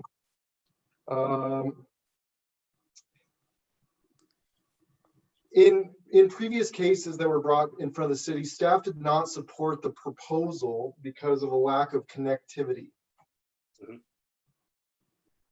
And specifically with the power line road, do you still, what makes this different than what previous staff's recommendations were? Do you find that this particular connection is impractical? That's a great question, Commissioner. My personal feeling as a planning professional is that road connections should be made when they can. In this case, we feel like the neighbors were adamant about that. That battle was fought before and conditioned as part of the approval of the subdivision. In our earliest meetings with neighbors this time around, they were very clear that they don't want that road to connect. Back when Carol Johnson was the land use director, John Romero, myself, the applicant, the owner, Dolores, we all sat around a table and looked at the combined Casa de Todos and Aguafina subdivisions that are concepts and discussed where roads should and should not connect. To give you, the best answer I can give you is that, my personal feeling as a planning professional, I don't necessarily agree with that lack of connection, but I also recognize that the neighbors want it this way. They've already compromised some of what they originally wanted in accepting higher density and so forth. And I've seen that staff tends to fail when this stuff gets to council, as it did in 2013, 2014, and as we were overruled in council earlier last year with Dos Acequias. So as far as why we're not recommending that connection now, I think that's because we've learned that when the residents really don't want that connection, council is likely to uphold it. So we're not going to fight that battle this time, basically. That is staff's recommendation and how I wrote my staff report. The commission can certainly recommend otherwise. Well, I would just like to comment and say that I appreciate the concerns of the community. I mean, and I appreciate staff's consideration for, the history that whether the governing body will vote in favor of something, given, if a community has the quote unquote not in my backyard perspective.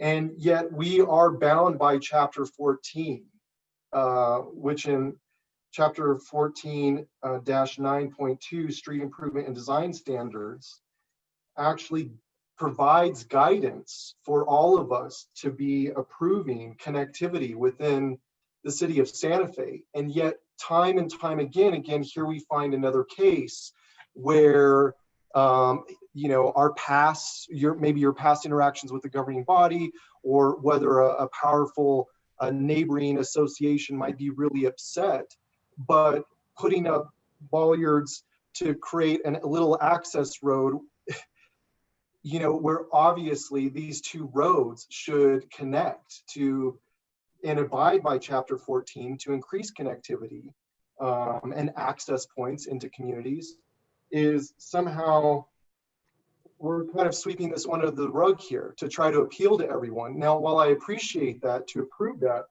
I have to disagree. I think that we should be following Chapter 14 and that we should be looking, unless it as it states here, unless it's impractical. And I don't believe that in this instance, it's impractical to actually connect these roads or to use what was previously stated by staff in 2000, whatever it was, that it makes sense to connect these roads. So again, while I respect the community, the neighboring communities, you know, really feeling it's important to not connect this because for various reasons, I appreciate that, but this committee is bound to Chapter 14. And my last question to you, Lee, Mr. Loxton, is these conditions that are being set were originally tied to the facts and findings of conclusion, is my understanding. How are these being bound? So when we go to the subdivision, will there be an opportunity for the commission to comment again if we would like to see this connected, or are we creating conditions that will be bound when the subdivision comes to us for approval that we won't be able to actually reconsider connecting these roads? Thank you, excuse me, Mr. Chair. Thank you, Commissioner. Let me say also that I certainly respect your opinion there on connectivity. It's a difficult issue that seems it's hard for anybody to win on sometimes. And I will let Sally, if she would, kind of comment a little further, but speaking generally, staff really recommends against placing, when the commission makes recommendations on a rezoning, and when the governing body approves one, we generally try strongly to discourage conditions being placed on the rezoning for the very reason we're here tonight. It just creates much more process to go back and amend it later if need be, or somebody desires to. That said, yeah, it was a little unusual how these conditions were in the findings of fact and not the ordinance itself, and that is not how we do it today. I think I'll let Sally speak a little more to kind of the structure of this and opportunities in the future, if she would. And before Sally goes, Chair and Commissioners, I'm going to punt over the future connectivity to John Romero to talk about why Powerline Road is never going to be a through road. And it was just platted as an easement in the 80s. Or maybe, I don't know what year, but I'd also like John Romero, who's in charge of all the city streets and all of our connections, to speak a little bit about the connectivity aspect in that area. All right, John, hold on just a minute. Let me hear from Sally, please. Thank you, Chair Hyatt, Commissioner Satania, members of the commission. I'm looking at these applicant undertakings. We had a very good slide that showed what they're proposing to strike from those previous conditions. So some of them are being proposed to stay as conditions that arguably are still attached to the zoning for the properties. So the first one is that there would be a request to submit a subdivision application would come as one package. And I think they're still planning to do that. The previous owner of the property did that. And I think these applicants are planning to submit one application for a subdivision that will cover the whole thing. Let me stop you and ask Dolores, is that your intent?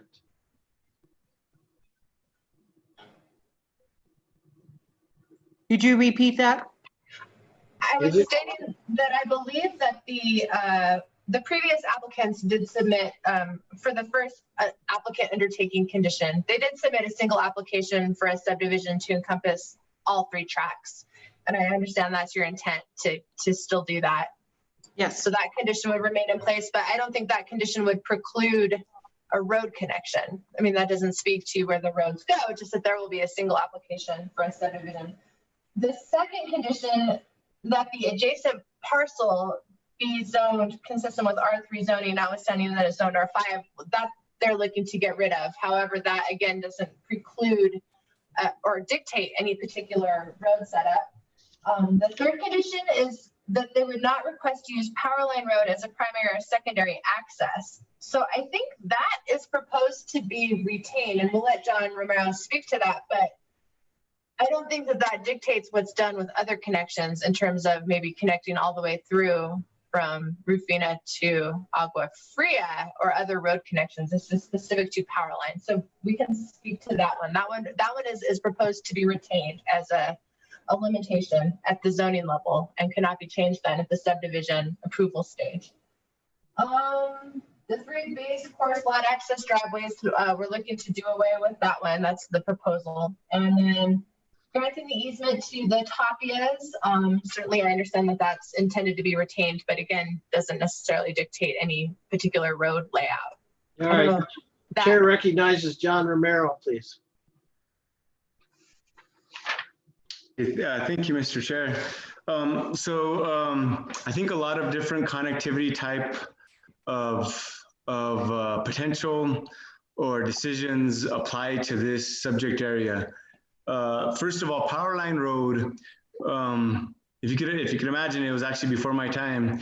It was, I believe the intent of that road was to be a major east-west connector through the city, of which Rufina replaced. And so Rufina does serve as that east-west connector. And I think once that decision was made, the decision to use the power line alignment was abandoned. The alignment was realigned to where Rufina currently stands. Other connectivity issues that I believe Mr. Satenia brought up are definitely relative. You know, it's what kind of connections do we provide to neighborhoods? How do we manage that with neighborhood sentiment? In this case, you know, we felt that the pedestrian connectivity was good enough, that a formal connection, at least from a traffic standpoint, from this development to say Kaya Tahoe through Powerline Road wouldn't serve a specific traffic issue. You know, I don't want to give, to bring up old memories, but like Dos Ezequias, for instance, I know staff advocated for that connection on Montaño Street, and that was different. I think that provided a lot of different, the reason I supported that connection on that instance was because it provided legitimate connections for the neighborhood through the new development, as well as and vice versa. It provides, and it also facilitates a potential, that one would have also facilitated a potential future extension of Montaño Road. In this case, for instance, if we connect it to Kaya Tahoe, you know, I just don't see that degree of benefit. That doesn't mean that it wouldn't hurt, but, you know, to be honest, it's not something that there's enough of a gray area to where I felt that it wasn't worth pushing that through, especially if the neighborhood didn't want it, versus in other instances where I think fundamentally it's a good decision to make the connections. Hope this is answering your question. If we were to make Powerline Roads through connection, say all the way through from Kaya Tahoe all the way to I guess Cielo Azul, which would be the adjoining property. Again, I think it would provide minimal benefit to have vehicle connection. I think having pedestrian connection works. And again, with the proposed development, we are looking to help extend pedestrian connection through a trail system that'll eventually connect the two. I hope that answers your question. I don't know if there's any clarification you need on that. Well, John, I didn't really have a question. I think Noah was wanting to have you interject in addition to my question of whether this was a condition that would be attached when the subdivision came to our approval. So I didn't really have a question for you. Again, I think Noah just wanted you to comment.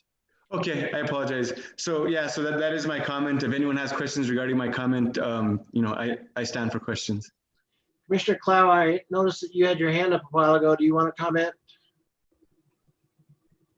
Yeah, I do. I have a question on, well, two things. One, Dominic asked, Commissioner Satania asked whether if we put conditions on this, like are already in the previous findings of facts and conclusions of law, are we stuck with those when they come up with a for a development plan? And that wasn't really answered. But I understand, yes, if we make a recommendation as to condition and the city council approves that recommendation, then when it comes back to us, if it comes back to us for a development plan, we're bound by those conditions, I would. And perhaps the assistant city attorney can confirm that. Thank you, Chair Hyatt, Commissioner Clow. That's correct. And I do want to note, I think Carl Summer has his hand raised in the attendee list. So I don't know if you would like, since he's here as an attorney representing the applicant, Chair, you may wish to recognize him as well to chime in on this whenever you deem that appropriate. I see his hand is raised. Let me just see if there's anybody more important. No, nobody more. Carl, would you be sworn, please?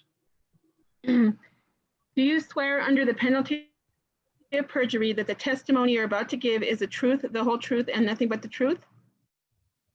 I do. Thank you. Can you hear me? Hey, Jack, I'm sorry, Chair Hyatt. Yes. Before this person actually speaks, are they actually speaking on behalf of the applicant, or would they actually would be speaking during public comment? I want to make sure it wouldn't be that they wouldn't actually be allowed to speak during public comment. No, he's speaking on behalf of the applicant. Okay, got it. Okay, is that correct, Carl? Yes, it is. Would you identify yourself and your address, please? Yes, my name is Carl Summer, and my address is P.O. Box 2476, Santa Fe, New Mexico, 87504. And I just wanted to add one comment that goes to Commissioner Satania's and Mr. Romero's comments about the connectivity. As I understood Mr. Satania's comment, and he could correct me if I'm wrong, he was asking about connectivity kind of north-south to Agua Fria and then to Rufina, in part, as I understood his comments. And John was talking a little bit about connectivity to Power Line Road. And one of the observations I have is when this property was purchased by Mr. Rodriguez, whom you probably all know as somebody who's been around a very long time doing quality development in this town and understanding, kind of providing for the needs of many parts of the community.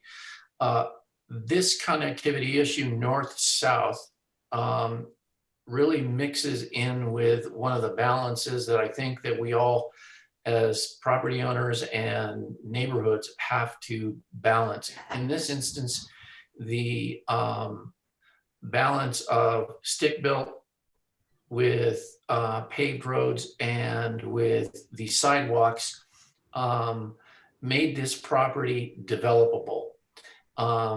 Because the costs of that infrastructure require that you be able to get the density. And one of the trade-offs in getting that approved at every level with the city is this trade-off on the north-south connection from Agua Fria to Rufina. And I think that what we have here is a proposed balance between all of those interests. What we give up in the connectivity is traded off really with increased connectivity for pedestrian, better connectivity for pedestrian, and better, a more quality living environment for the people who are going to live in this development. And I just wanted to add that while we are very sensitive to the connectivity requirements of the code, the trade-off here is really between the interests of the community, balanced with the ability to develop this property in a way that Mr. Rodriguez can make it affordable, to do. So I just wanted to add that, and thank you very much. Thank you, Carl. I have a comment on, or a question on that for staff. Commissioner Clow.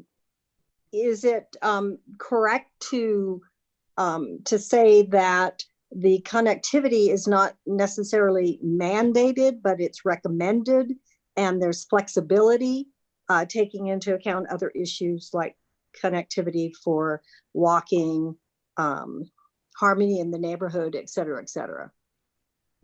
I'll just chime in also. I think when this condition that was made in 2013 was before we revised the code for connectivity also.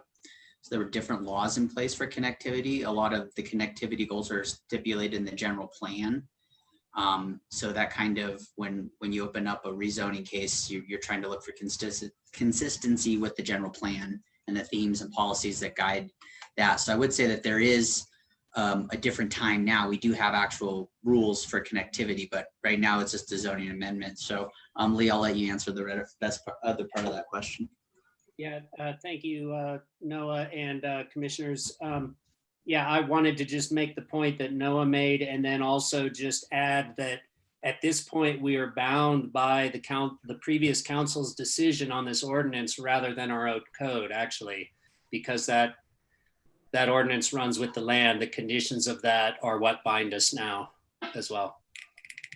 And I think it's also important to point out that that issue has not been brought before us, that the applicant is not asking that condition be changed. So I don't think it's appropriate when the city council made that a condition, that when new issues are brought before us, that issue is not presented to us, that we stick our nose in it. I think it complicates everything. Plus, I don't think we have standing to really do that.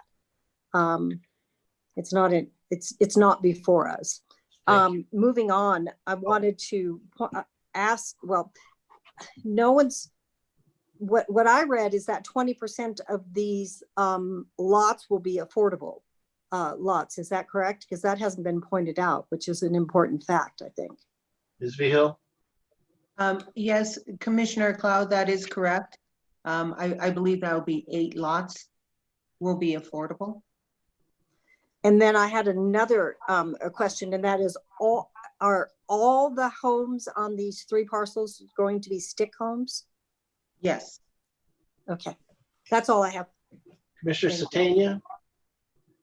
I have to respectfully disagree with Commissioner Clow. I think our job as commissioners is to stick our nose in some of these things. And while I understand that the applicant has not brought this to our attention, and staff, given their recommendation, and I appreciate their consideration for the governing body and how they make decisions. I think it is our responsibility to actually take these things into consideration regarding Chapter 14. We are held by this, and that it is relevant because it's not traditional that we're attaching conditions to rezoning, and yet here we are. I would also say that I have to disagree with Mr. Logston that we are bound by these previous conditions, and yet here we are making recommendations to the governing body to remove them or alter them. So we do have some say in that. And from that perspective, I don't have much more to comment other than, I appreciate the work that staff does. I appreciate the considerations and the perspective of the communities. And yet I feel that we play an important role to address what Chapter 14 says, which is we should be evaluating connectivity, regardless if on merit it only doesn't have a lot to add to connectivity, but that it should be considered. So Thank you, Commissioner. Comments. Thank you. Ms. Paez, I'm struggling with whether or not in a rezoning consideration we should be talking about the connectivity. Is that relevant at this point? Chair Hyatt, I think to the extent that the conditions that are in the findings of fact and conclusions of law adopting the previous rezoning speak to connectivity issues and road connections, those are relevant. All right. I don't see any mention in there of this north to south idea of connectivity. So I think that's kind of off the table at this stage, but I definitely has the comments about power line and how that can be used. All right. So Commissioner, yes, I was coming back to you, Commissioner Satania. It seems to me that we shouldn't be talking about the north-south connectivity, but we should be talking about power line. Does that make sense? Okay. All right. Okay. Yes, and I can't see Carl's last, I'm sorry, do I have the floor? Yes, please go ahead. I don't see Carl's last name, but yeah, Mr. Summer, I just want to clarify that yes, I am speaking to Power Line Road. I obviously have concerns about only one path of ingress and egress for that road in terms of access for fire.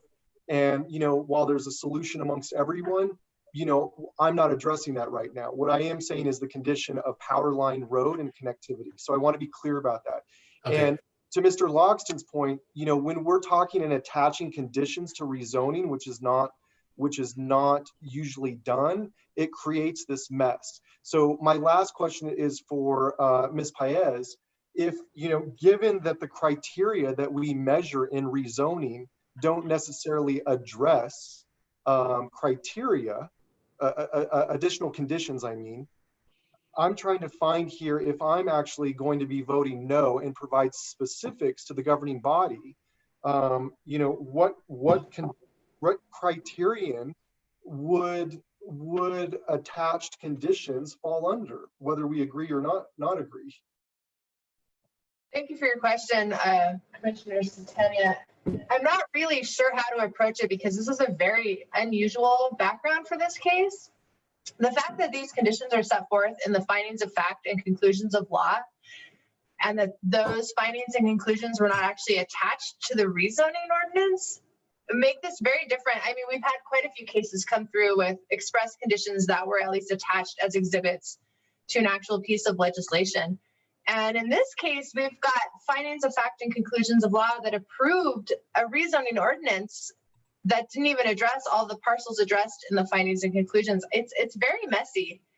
And so I think, you know, the city's position has been that those were never challenged. Those were issued by the governing body. It is a final action of the governing body and an order of the governing body and can only be changed by the governing body. And I certainly think that there's ample authority for the governing body to do that and for this commission to make recommendations to that effect.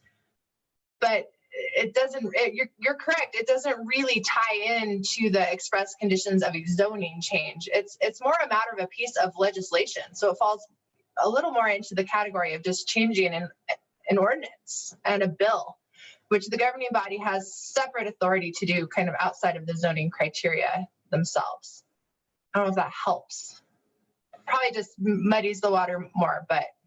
Well, I guess my only comment would be, you know, and I'm not going to throw a monkey's wrench anymore, because what I would say is that should we even be making a decision or a recommendation on this to begin with, given that it's a position of the governing body, not necessarily attached to the criterion that we assess when rezoning. What I would suggest is I will just be noting, rather than stating a no vote versus, you know, against the background of the criteria, but that since it's a recommendation, that the actual governing body, you know, recommend removing this additional criteria with the intent of upholding Chapter 14 and the criteria that are set there. All right, before we move to motions, Commissioner Gutierrez.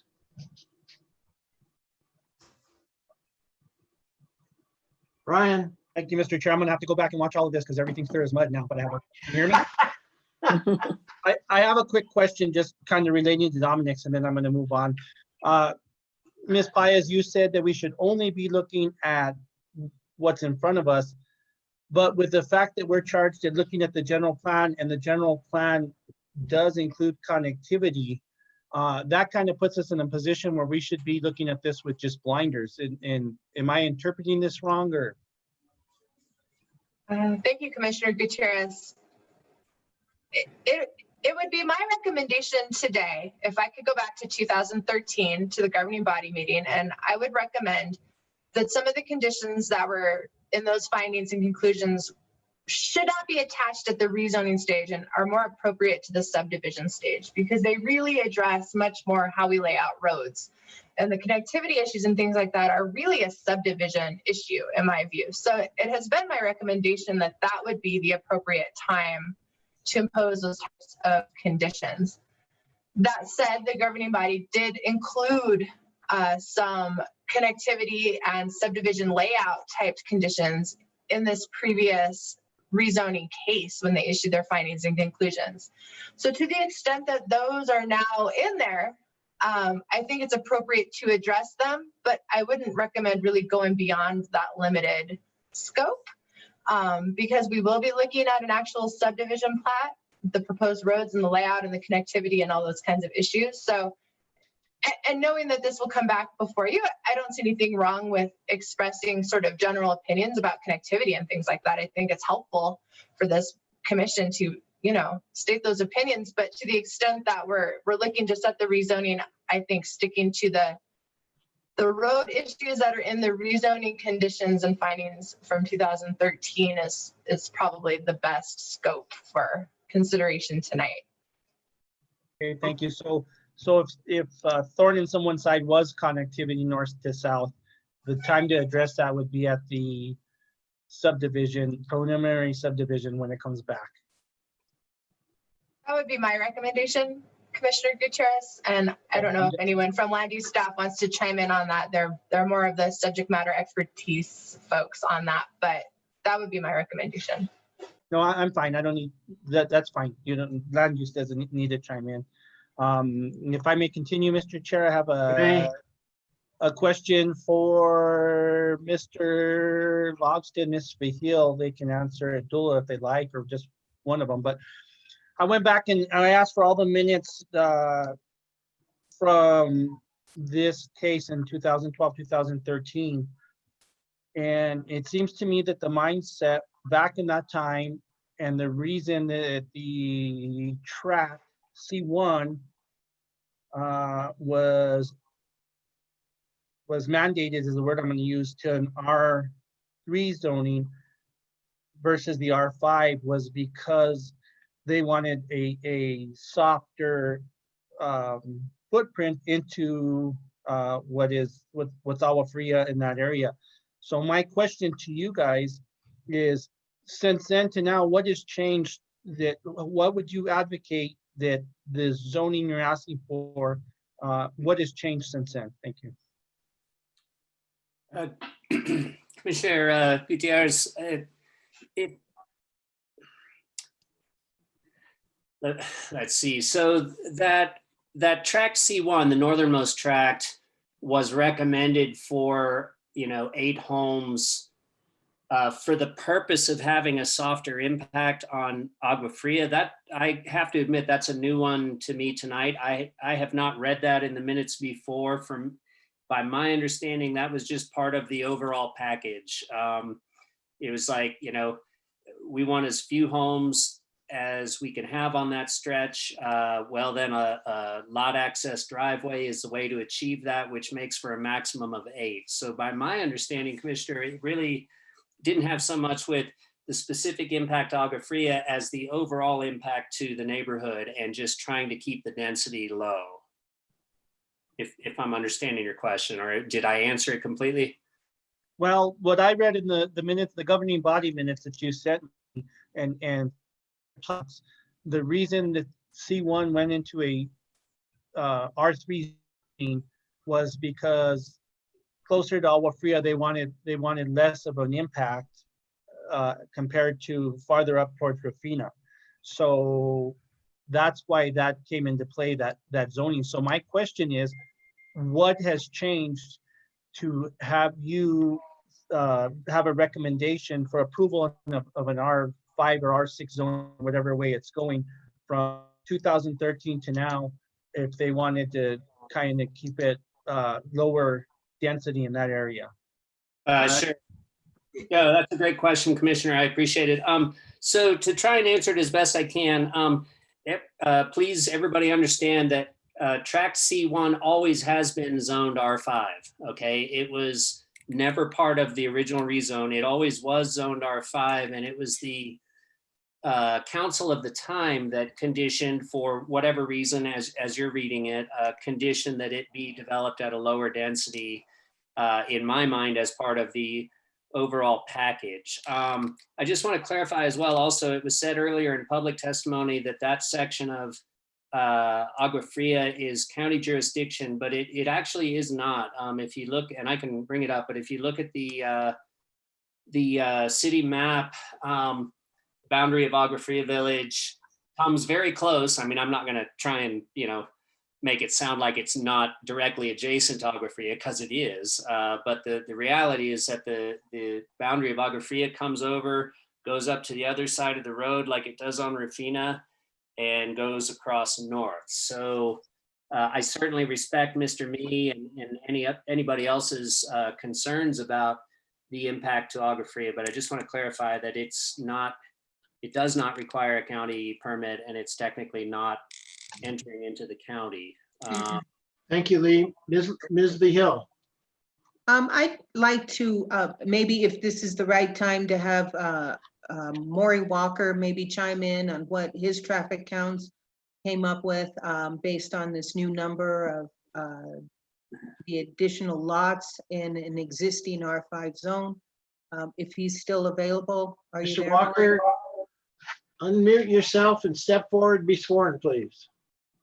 Mr. Chair and Commissioners, I also think that Commissioner Gutierrez was asking what's changed, right? So I think the applicant should answer what has changed since the previous proposal to now, and why these changes are warranted now.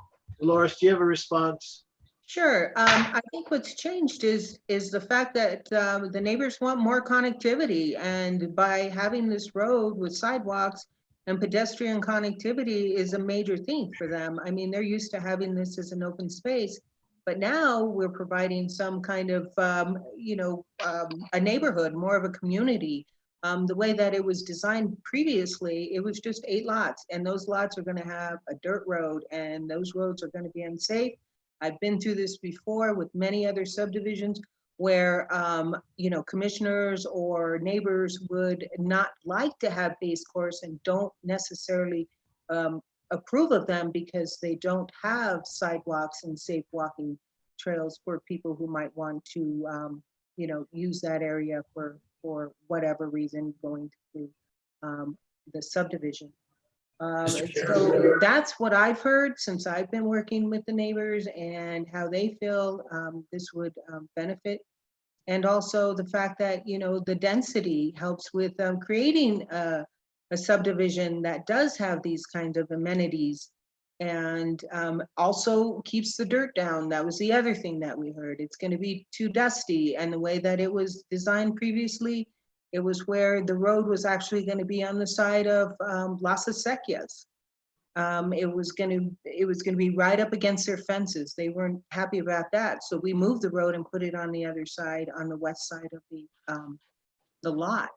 So I think those are some of the changes that were made from a lot of meetings and studies that we've done. And of course, the traffic study does support for the additional lots. So I hope that answers your question, Commissioner. And Lori, hang on 1 second before I get to you. I'm not sure that having you, just a minute. I'm not sure that would answer Commissioner Gutierrez's question. So hang on 1 minute. Carl? Yeah, Commissioner Gutierrez, I'd like to answer your question directly, and I think that your question goes directly to the criteria for rezoning in the 2 parcels to the south directly, and what's changed in the neighborhood. And I think that you're asking with respect to that criteria number 2 in section 14-3.5 C1A little Roman numeral 2, and that criteria. And I think that the answer to that is that the city of Santa Fe in this area has developed in such a way that the infrastructure and the densities in the area have changed. You have the Cielo Azul property to the east, which was developed at a very similar density to this. and you have properties to the south that were developed in a very in a manner different than an R3 zoning. And I think that sort of dovetails into the second criteria, the third criteria regarding a category that is more advantageous to the community as articulated in the general plan and other adopted city plans. So to answer your question directly, I believe the city has grown up around this in a way that this zoning R5 is more consistent with the overall area than at the time this restriction at R3 was placed on the two southern tracks.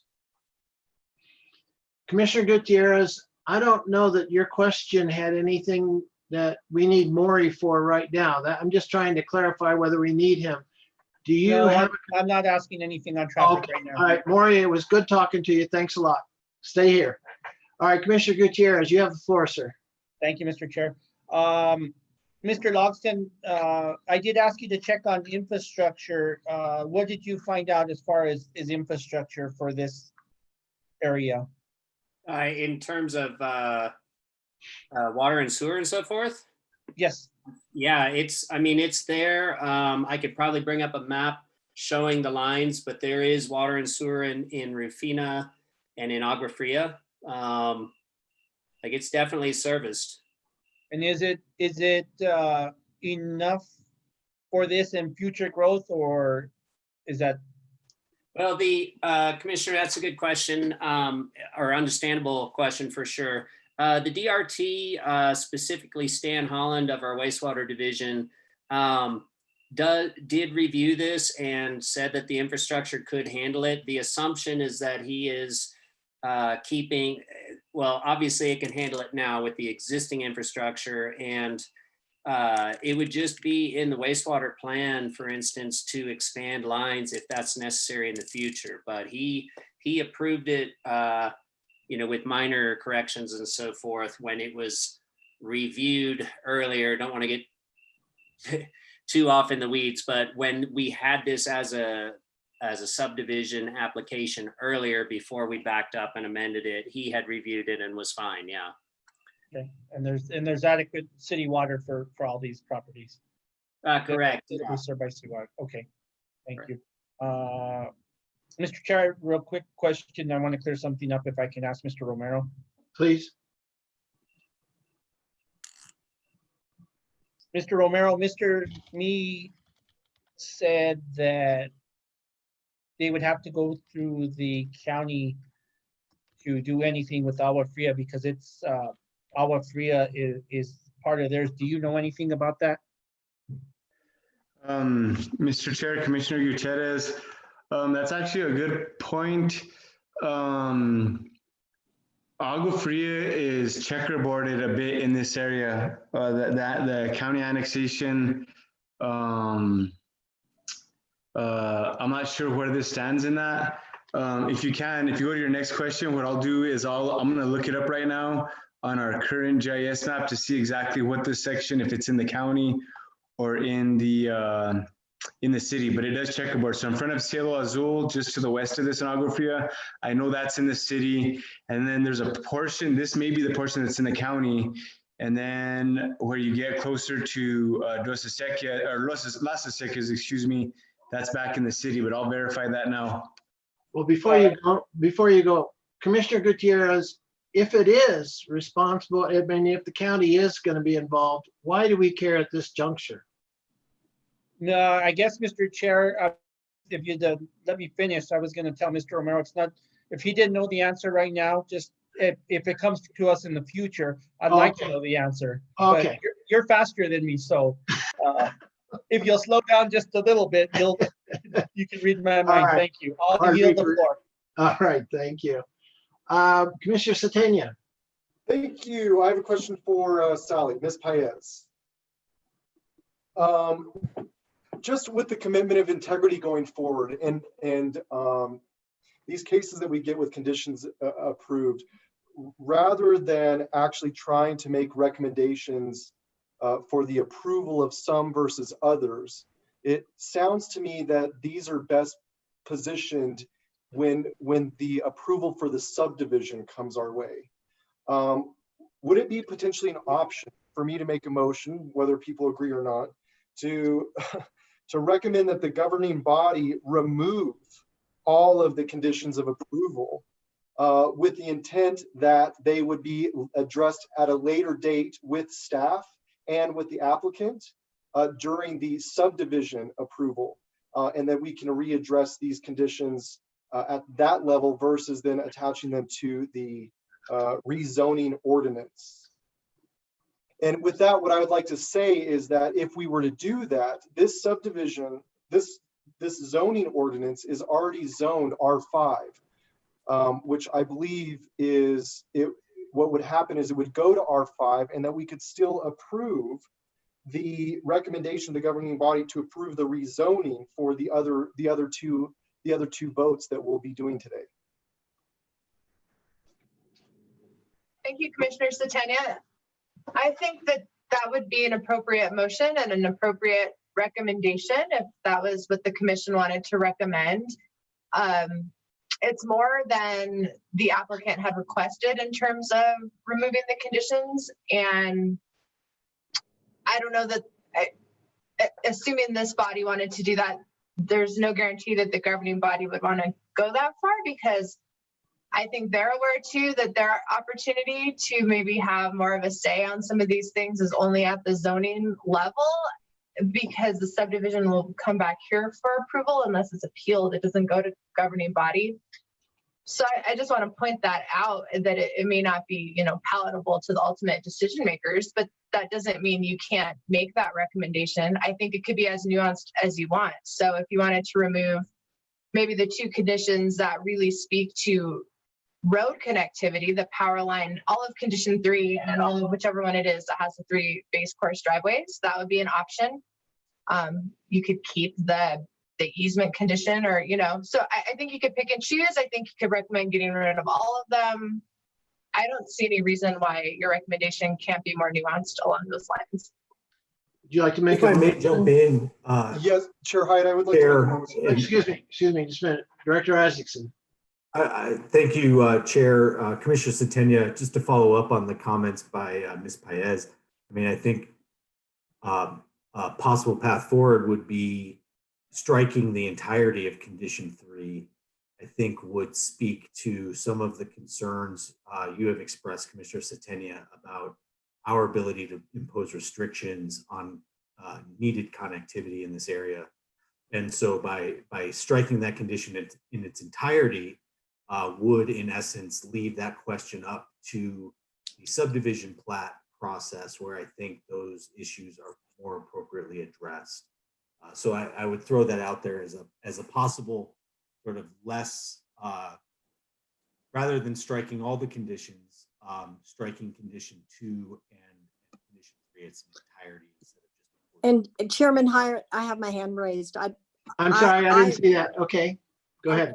I agree that I think we should keep the first condition that all 3 properties have to come together as one development. I think that makes sense.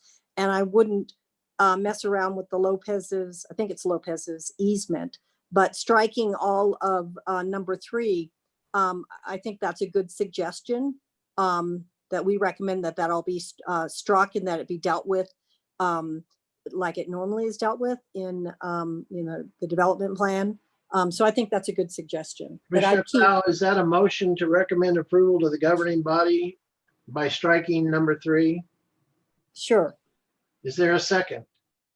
I'll second. All right, Commissioner Satania, you had your hand up. Do you want to comment some more, sir? No, I would have appreciated if I had suggested that I would like to make a motion. So I'm sorry. No, it's fine. I'm aligned with Janet Clow. What I would like to comment, though, if I may do so, please, is that while I raise the issues of condition number 3, I am concerned about the integrity of how we handle these cases going forward. And while I respect, the position of the governing body when, on controversial cases like this, when communities are really fighting connectivity, I think maintaining the integrity not only of Chapter 14, but also how we deal with rezoning that has conditions attached to it, where traditionally that's not how this would take place. So yes, I will second Commissioner Klau's motion. However, I would want to look in the forward how we can better address these with the applicant, with the community inside the ENNs, to establish correctly going forward that we're not passing along conditions to the governing body, that maybe what we consider in the future is actually removing those or finding a way to remove those so that those conditions will be pushed down to where they should be in the subdivision, in the consideration of the subdivision review. So that's the only comment that I'd like to I think add. that's a good point, and I apologize for missing you before. That's okay, thank you. So I second Commissioner Klau's motion. All right, commissioners, does anybody need a clarification on the motion? Commissioner Gutierrez. Can't hear you. Sorry about that, muted.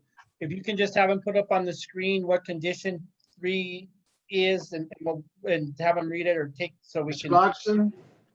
Yes, Commissioner, thank you very much. Let me get the right screen here. Chair Hyatt, if I may, it would probably be helpful to go ahead and read the case number attached to this for the stenographer's benefit for the record. I think most of us know that we're talking about just the first case here, but. All right, we'll come back to Commissioner Clow for clarification, but right now we're at number 3. Do you see that, Commissioner Gutierrez?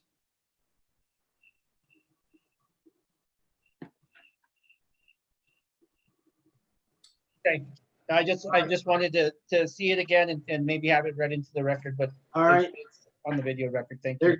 The chair recognizes Commissioner Clow to clarify. Yes, I move that we recommend to the governing body that they approve.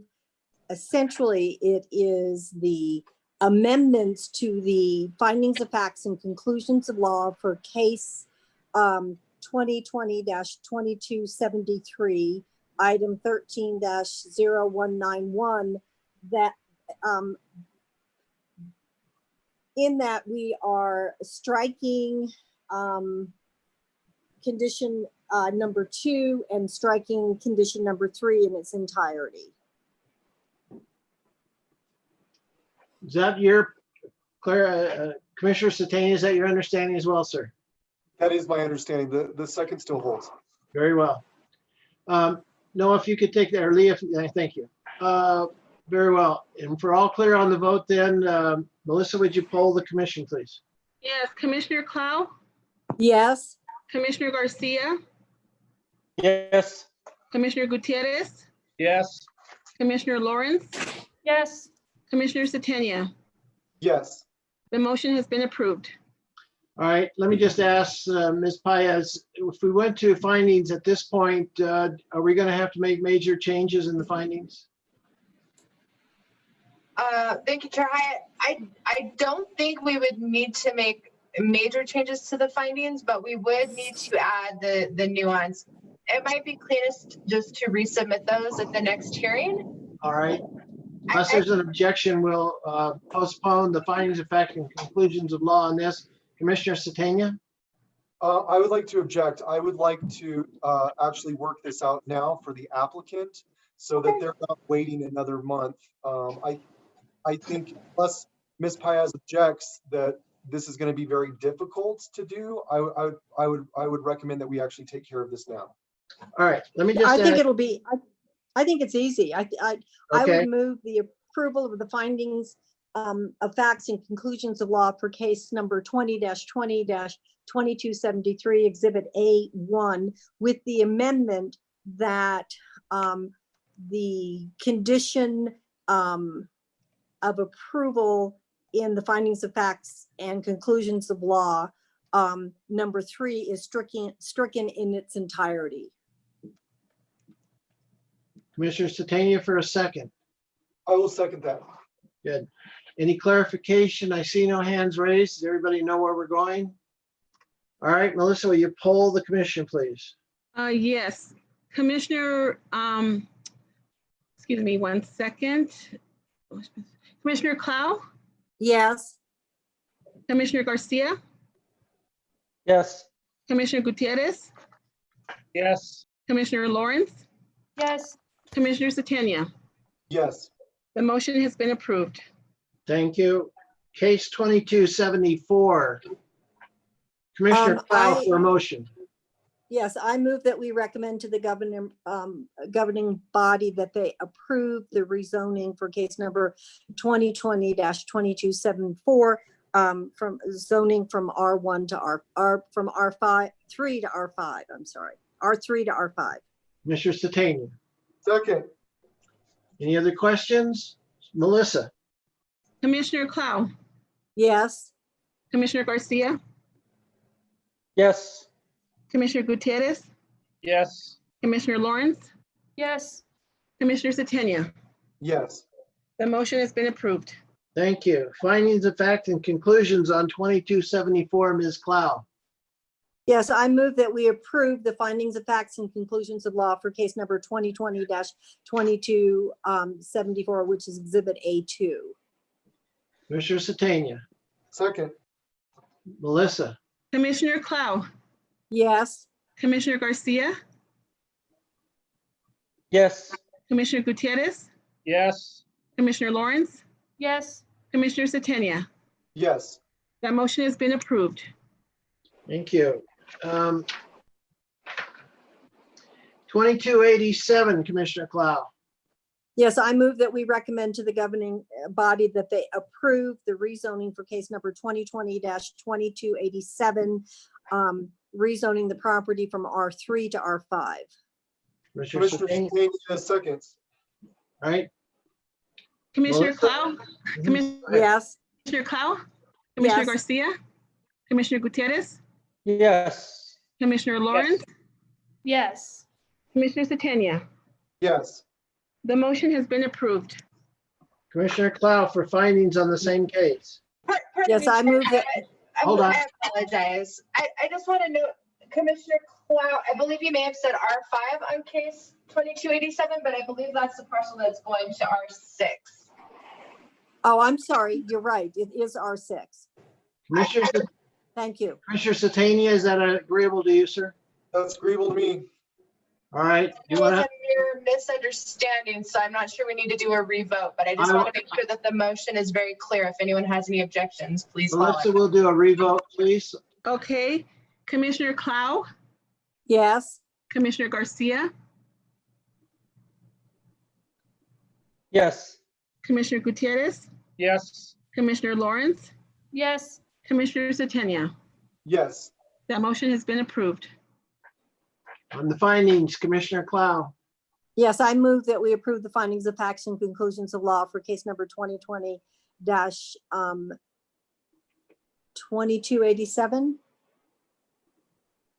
Commissioner Satania.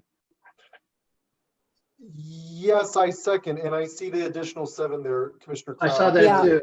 And I Yeah. agree that it's 2287, so yes, I second. Mr. Logston, this is going to go on your permanent record. All right, Melissa. Okay, Commissioner Clow, Yes. Commissioner Garcia, Yes. Commissioner Gutierrez, Yes. Commissioner Lawrence, Yes. Commissioner Satania. I would like to vote yes and just comment that I appreciate all the work that the staff has done to bring this, in addition to the applicant and the comments from and the involvement from the community on this issue. So I'd like to just include that in the record. Thank you. And I'd like to add my appreciation. As I looked at this, Dolores, I wondered how in the world did you manage to come up with this? And it looked so, and then trying to look back at what previous councils have done, it's not easy at all. And so I appreciate both you and your applicant, your owners who've done this, and I appreciate the staff. Lee, thank you very much, and everybody's comments. So this is all approved. It'll move forward with our recommendations. And I agree with Commissioner Satania. It'd be better if we had an easier way to do this, but I'm not sure we could have any other way. So thank you for your comments. Thank you so much. You're welcome. All right. Commissioners, we're on staff communications. Chair, I don't know if it would be appropriate, but it looks that the property owner or property manager, I'm not sure which, has his hand up. I don't know if he'd like to make some Oh, I'm sorry. closing remarks or. Okay, Mr. Rodriguez, if that's you, sir, you'll still have to be sworn. And if you would let Melissa swear you in, I'd be grateful, sir. Mr. Rodriguez, do you swear under the penalty of perjury that the testimony you're about to give is the truth, the whole truth, and nothing but the truth? Mr. Rodriguez appears to be muted. I don't You know have if to that's. unmute yourself, Mr. Rodriguez. You see the little button? Noah, help him through this. Thank you, Chair. Mr. Rodriguez, you have to press the bottom. At the bottom of your screen, there's a little function that says mute. If that has a red line, that means you're muted. You need to click it so it doesn't have a red line through it. Okay. There you go. All right. Mr. Rodriguez, do you agree to testify truthfully, sir? Yes, I do. Would you give us your name and your address, please, sir? My name is Rudy F. de Rodriguez, 701 Los Lovatos, Santa Fe, 87501. Thank you. Your floor, sir. What would you like to say? First of all, thank God I didn't have to say anything other than thank you. I appreciate all the work that's been put into this. I've been watching this with fear and trembling that I might have to address anything, but it's well taken care of. Thank you, Dolores, and my mind is going, and Carl and everybody else. God bless you. Thank you, Rudy, and thank you for this project. We look forward to you having good relations with all your neighbors, including the traditional village and everyone that lives down there. Thank you again. Yes, one of my neighbors is Rudy Jr., so that's all right. Okay. Well, we can't attest to that, but thank you again, Rudy. Again, thank you. All right. I don't see anybody else that needs to testify, so we'll go to staff communications. Mr. Isaacson. Thank you, Chair Hyatt. I don't have any communications at this time. Noah may have some scheduling updates in terms of our September meeting, so I'll leave that up to him. I just wanted to say I apologize for having my camera off during the majority of tonight's meeting. I was having some internet issues, and I was having a difficult time hearing folks when my video was going. So that's why I had it off. So I apologize for that. No problem. Mr. Burke. Thank you, Chair, Commissioners. This is actually a pleasant surprise. I was kind of ballparking until 10 p.m. tonight, but we'll leave that till the subdivision comes before you guys if it does. Anyways, I just wanted to let you know that we don't have any, in case you didn't see it, we canceled our first meeting in September. There should have been an email that went out to all of you. Also wanted to make sure that you all got the DRT list with all of the numbers of key staff people who you can contact if you have any questions. If you didn't get that for some reason, or you have questions about that list, I updated it, so please call me or email me. And we haven't canceled the second meeting in September. Director Isaacson and I still need to discuss if we're going to have that meeting. But there may be a text amendment moving forward that might be presented at that meeting if we can get that together. But I think that for the most part, September's looking like you probably won't have any cases in front of you, but actually just some text amendment stuff that might be pretty quick. And that'll probably be at the second meeting if it happens. October's looking pretty busy. We got applications in on Monday. We got big applications, controversial applications, and 2 Board of Adjustment cases. And the Board of Adjustment hasn't met in this format yet, so I'll have to train them on that. And besides that, it's looking like there'll probably be a second meeting in October as well for one of the cases that we're going to be hearing. So just, hopefully you guys can all kind of plan around that, and hopefully we can get good attendance, or at least a quorum for all of these meetings that are coming up. So besides that, I don't have anything. I just want to thank you all. This is looking like the future for meetings for a while. So thank you. Noah, if I could just ask you a quick follow-up question. The first Thursday in October falls on October 1st.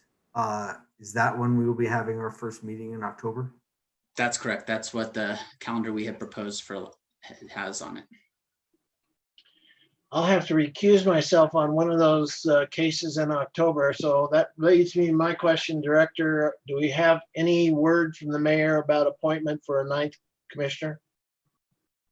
Thank you for that question, Chair Hyatt. I am in the process of working with both the mayor and the city manager to schedule a meeting to discuss appointments to all the land use boards. There's been some communication between the three of us this week on that very matter. Okay, and I hope you don't forget the Commissioner Clow roundabout so that we can open up that slot for a citywide appointment. The Commissioner Clow pincer move, as I like to call it, very much at the center of our reappointment strategy. So Good. that's Excellent. All right, thank you very much. Matters from the commission. Commissioners, any questions, comments? Commissioner Satania. I just wanted to mention that I probably will also have to be recusing myself from a case that's upcoming in September or October. So I just wanted to throw that out there. Does it have anything to do with Tierra Contenta? No, it is another case. Okay, mine is Tierra Contenta, no. And that case actually didn't, I know which case you're talking about. That case didn't actually get turned in. So you talking to me or Dominic? I'm sorry, Chair and Commissioner Satania. That case actually did not get turned in. An application was not turned in on Monday. So just wanted to you won't have to. That's not going in October. Okay, great. Good to know. Yeah. Anything else, commissioners? Commissioner Lawrence. I was wondering about the paper packets versus the online packets and what the status of that was, because I was actually surprised to receive a paper packet on my doorstep for this meeting. And electronic is totally fine for me, but I wanted to clarify that and know what was the plan going forward. Chair, Commissioners, Commissioner Lawrence. So I didn't deliver the packets myself this past time like I usually do. We had already printed out the packets and I hadn't received any requests. It would be real helpful moving forward, just if the commission can just let us know.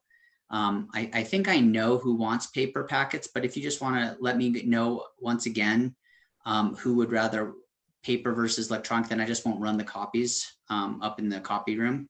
Paper? So, you want paper? See? Okay. Thanks, Jack, for clarifying that. I've always requested that. Oh, go ahead, Commissioner Clark. No, I'd like paper also, but I won't be there at the end of September, so it'll have to be on computer again. Okay, so paper for October forward. Okay. Commissioner Satania? I prefer paper for the larger architectural drawings. I don't know if you guys would be willing to do like half electronic, half paper. I'm seeing a no from Director Isaacson. Okay. Yeah. So I will make it work with all electronic.